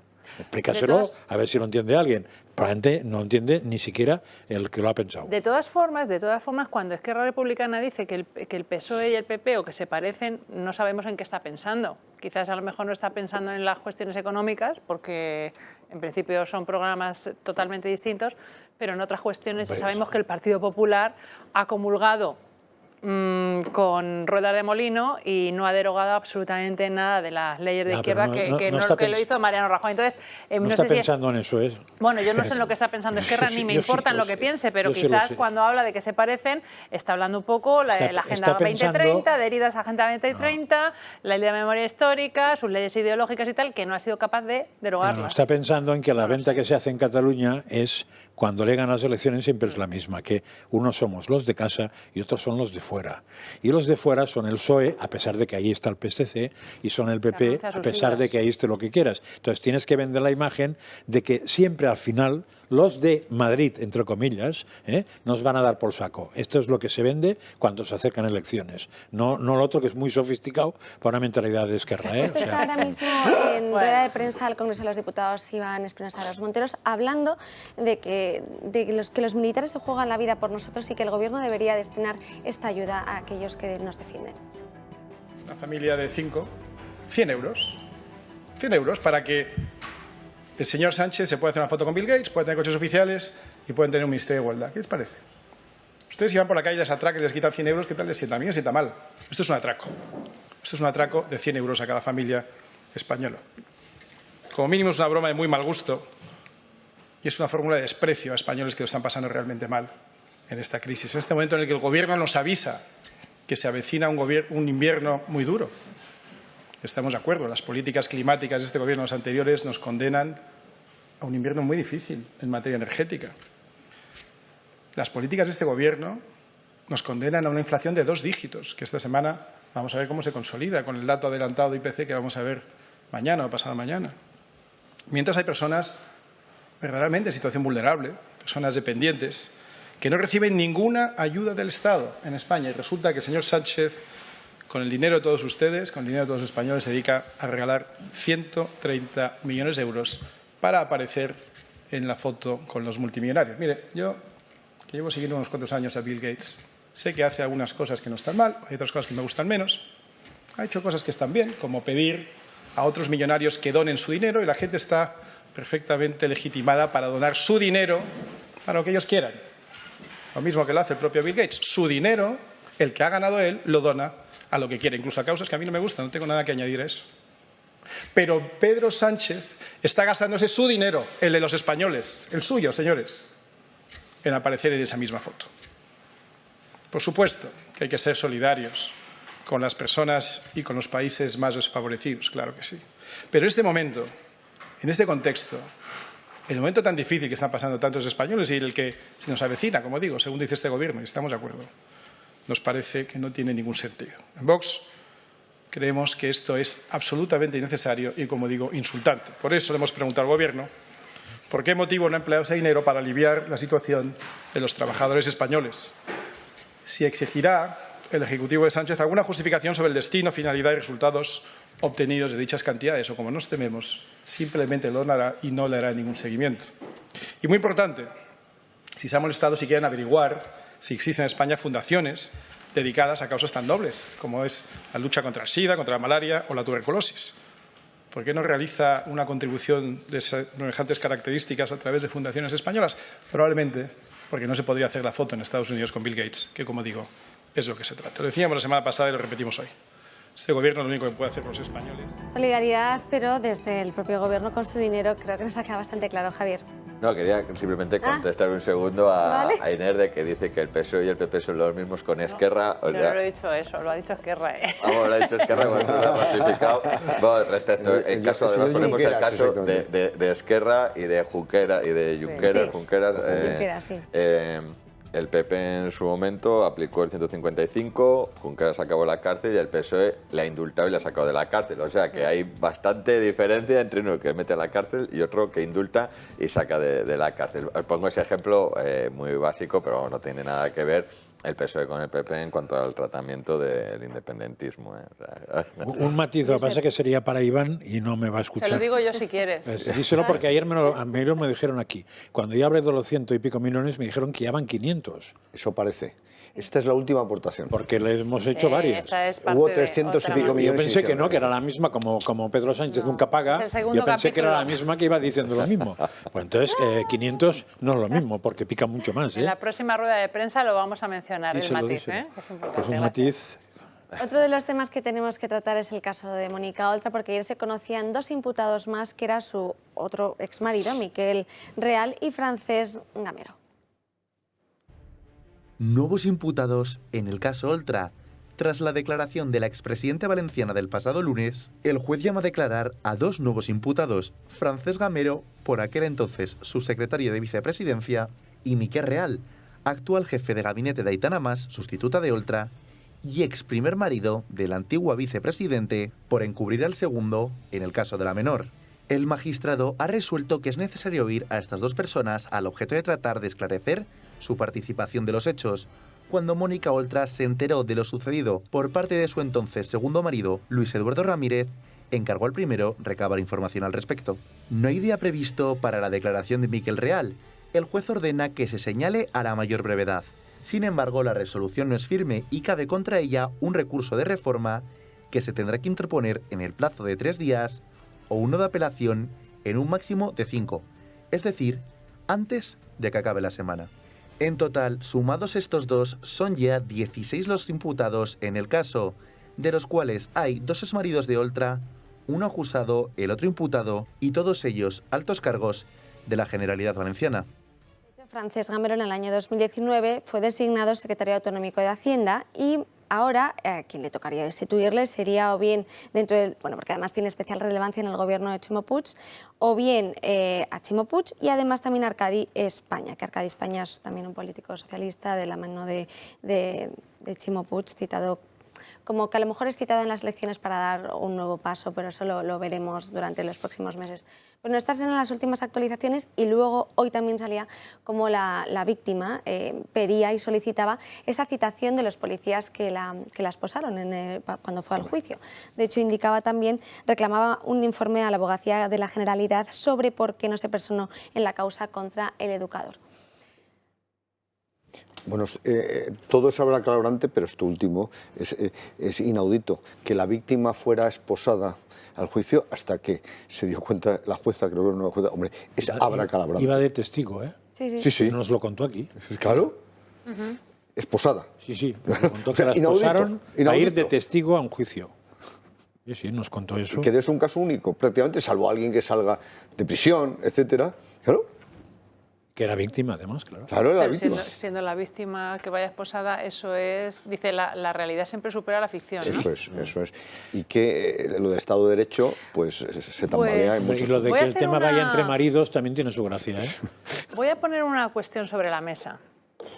¿Recordáis? Además, antes he aludido a las palabras aberrantes y las barbaridades que dijo la ministra Irene Montero la semana pasada en sede parlamentaria, donde de alguna manera parece que abría la puerta a la normalización, legalización, legitimación de ciertas patologías y ciertos comportamientos, ¿no? Y ciertas prácticas entre menores y adultos, ¿no? Es que no lo quiero ni repetir, porque como madre es que me produce, vamos, una repugnancia y una indignación tremenda. Bien, pero pensando y atando cabos... A lo mejor tiene algo que ver, ¿no? Yo digo lo siguiente, ¿por qué Podemos se ha negado de manera reiterada y sistemática a abrir comisiones de investigación respecto de las menores abusadas en Baleares, en otros casos que ha habido en otras comunidades, o por ejemplo en este caso, ¿no?, que ha defendido a Mónica Oltra? Quizás es porque las declaraciones de la ministra del otro día están muy cerca de estas cuestiones o de estos comportamientos. Claro, si tú al final intentas enlazar una cosa con otra, dices, nosotros nos negamos a que se abran comisiones de investigación respecto de, efectivamente, abusos que se han cometido contra menores de 16 años.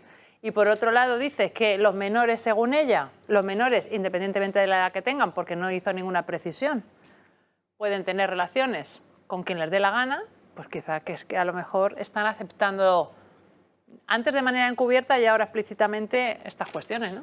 No te extraña nada.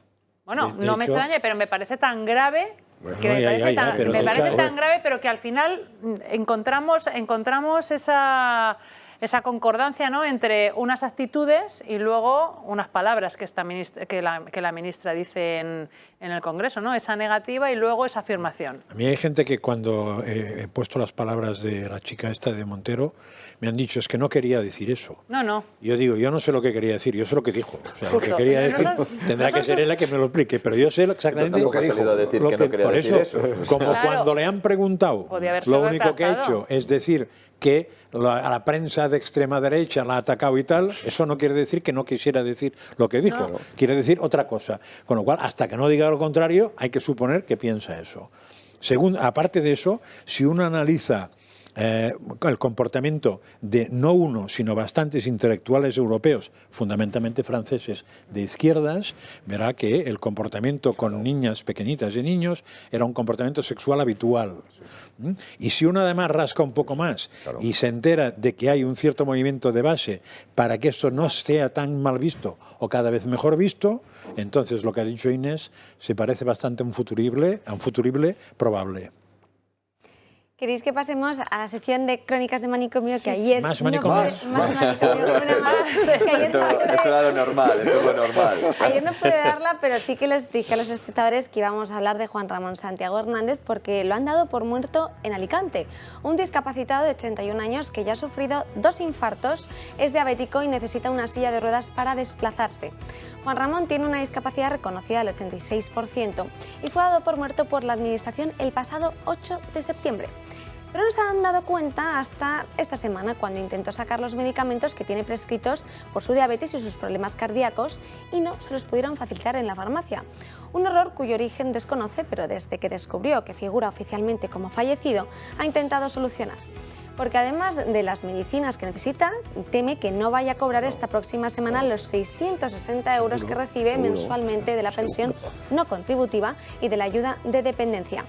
Tras 5, bueno, ya serán 6, casi una semana, tras una semana de intentar solventar este problema, finalmente el pasado viernes fue atendido en la Seguridad Social, donde inicialmente le dijeron que sin cita previa no era posible. Desde la subdelegación del Gobierno han explicado que el Instituto Nacional de Seguridad Social en Alicante ha comprobado que Juan Ramón había sido dado de baja en el sistema por algún organismo de la Administración andaluza, donde él estuvo residiendo hasta hace 2 o 3 meses. Asimismo, desde el instituto se comprometieron a atender a Juan Ramón para que acudiera sin cita a la delegación con una fe de vida para incluirlo en el nuevo sistema. Pero me pregunto yo, ¿cómo va a dar fe? O sea, ¿cómo va a solicitar una cita previa si está en el registro? Está en el más allá. Bueno, Está en el más allá. Tú supones mucho. O sea, yo he intentado últimamente buscar una cita previa para un organismo de la Comunidad de Madrid y el sistema informático me da 2 opciones. O buscarla presencial o una cita previa para que me llamen. En ambos casos es absolutamente imposible. O sea, puedes desgañitarte picando la tecla y tal.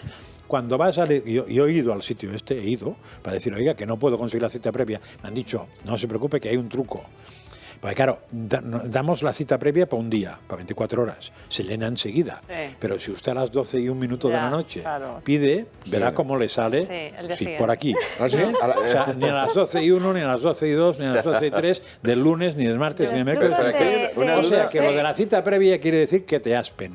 Los Más o trucos de menos. diseño de marcas para También, la gente. déjame decir, Sí, sí, y a favor, el Ayuntamiento de Madrid sí que es verdad que para los mayores de 65 la mayoría de servicios tiene entrada sin cita previa y se respeta. Con lo cual, si estuviera en Madrid, probablemente podría haber ido sin cita previa. No en todos los servicios, que sepa yo. En algunos seguro. Javier. Digo que le dieron por muerto en diciembre. No, le dieron por muerto justo hace 2 meses. No, el 8 en septiembre, a primeros de septiembre. Si no, no hubiera El 8 cobrado de ninguna septiembre. pensión. Ya, ¿no? por eso, Claro. El día 4 de septiembre. Hace 2 meses es cuando estaba viviendo en Andalucía. Entonces se cambió de residencia y han debido de hacer algún tipo de gestión, no sé cómo, dándole por fallecido. Yo aquí te daría un titular, y es que la digitalización ha provocado una deshumanización de los servicios públicos. Y respecto a lo que dice Josep María, en cuanto a los mayores de 65 años, el otro día un señor me contaba un caso que fue a una oficina del Ayuntamiento de Madrid a hacer una gestión que era una gestión propia, bueno, propia, vamos a ver, relativa a un inmueble que tenía alquilado y tenía que hacer una gestión. Entonces le dijeron al ayuntamiento muy amablemente que pasase, que como era mayor de 65 años, tal, le iban a recibir con VIP, ¿no? Prioritario. Sí, sí. Y entonces cuando llega a hacer la gestión le dijeron, no, pero esta gestión la tiene que hacer su inquilino. Dice el señor, ¿pero por qué? Si yo he decidido hemos decidido de mutuo acuerdo que la voy a hacer yo. No. Dice, es que mire, yo estoy jubilado y mi inquilino pues está trabajando el hombre. Entonces que tiene que pedir permiso para venir a... pues nada, usted no está. Entonces dice, y me fui con las mismas. O sea que al final es un poco engaño esto de que para los mayores de 65 años. Sí, en ese caso, no te digo... También se entiende, porque si no, mucha gente le pasaría la gestión a uno de 65 ¿Y qué pasa? años. ¿Y hay algún problema? Si tu hijo está trabajando y vas tú y se la puedes hacer porque no tienes otra cosa que hacer. A ver, no hay ningún problema en el sentido común de la sociedad normal. Eso es. Pero en el sentido común administrativo creo que hay un problema grave. Sí, claro, porque no quieren trabajar. Mira, te digo una crónica de matrimonio, iba a decir. De manicomio. Esta mañana he leído que Podemos lleva al Congreso la modernización del Estatuto Jurídico del Árbol. Sí, señor. O sea, que Estatuto Jurídico del Árbol. Es decir, no nos estamos hemos quedado... humanizando a los animales y a las plantas y estamos deshumanizando a las personas. No, ya lo veíamos el otro día como desde el gobierno pedían esos ataúdes de madera con, no os habéis enterado, de cartón, de cartón, con ropa ecológica. Con ropa ecológica. Y la personalidad jurídica del Mar Menor, ¿de dónde viene el cartón? El cartón viene de los árboles, por eso lo digo. Supone... ¿De los árboles? No, hombre, no. El cartón debe venir de otro sitio. Viene de la ciencia infusa, de la ciencia infusa. O de las nubes. Lo digo porque como están todo el rato así. Ya, por eso. Pero sí está claro, o sea, lo has dicho tú, y además yo en eso sí que soy beligerante. Si el animal tiene derechos, que no tiene derechos, la planta también. ¿Qué coño os y han las hecho piedras y los minerales también, ¿no? Bueno, eso ya viene la semana que viene. ¿Pero qué os han hecho las plantas a vosotros? Aquí parece que nos las comemos, premonición. Tenemos premonición por los temas, pero es que se le debe venir. Otra cosa que ha ocurrido también esta mañana y que no hay que dejar pasar por alto es que ha habido una fuga en los gasoductos de Nord Stream 2, que son el gasoducto ruso. Ha habido una serie de fugas tanto... en las aguas donde Dinamarca ha declarado la emergencia energética. Los tubos de funcionamiento dicen que ha habido 3 fugas exactamente en los gasoductos Nord Stream 1 y 2, en los dos, no solo en el segundo. Entonces el aviso de Copenhague pues, ha producido apenas un día después de que se detectara ya una fuga en el Nord Stream 2, por eso lo está relacionado. Es un milagro, porque si no, no decían que no venía gas ruso. Entonces, pues, por muchas fugas que hagan no habrá problema, ¿no? Si no pasa nada... Pero ha puesto en alerta esto a la Unión Europea. Muy acertado el O resulta comentario. que sí pasa algo. Ah, claro. Pasa algo Pues porque entonces que nos Dinamarca... expliquen qué pasa, porque yo no entiendo. O compramos o no compramos gas ruso, ¿no? Dinamarca lo ha declarado emergencia energética. O sea que sí pasa algo por ahí. Sí pasa algo, claro. Yo te digo... Y no es hidrógeno todavía, ¿no? Y hay que recordar que el principal proveedor de gas natural de España en este momento es Rusia. O ha sido el mes pasado. Exacto. Y con bastante, ¿no? Y con bastante respecto a Estados Unidos. Curiosamente, Argelia, que era nuestro proveedor habitual, pues ha caído espectacualmente. Pero como Pedro Sánchez va haciendo amigos, Eso ¿por dónde va, no? Efectivamente. La primera alerta fue justo el lunes desde Dinamarca, donde vieron que el gas que pasaba por el tubo que había bajado la presión. Y entonces de ahí han empezado a sacar pues, todas estas Entonces sí noticias. que pasa gas. Sí, claro que pasa gas. Lo que pasa es que no nos llega. Yo no sé...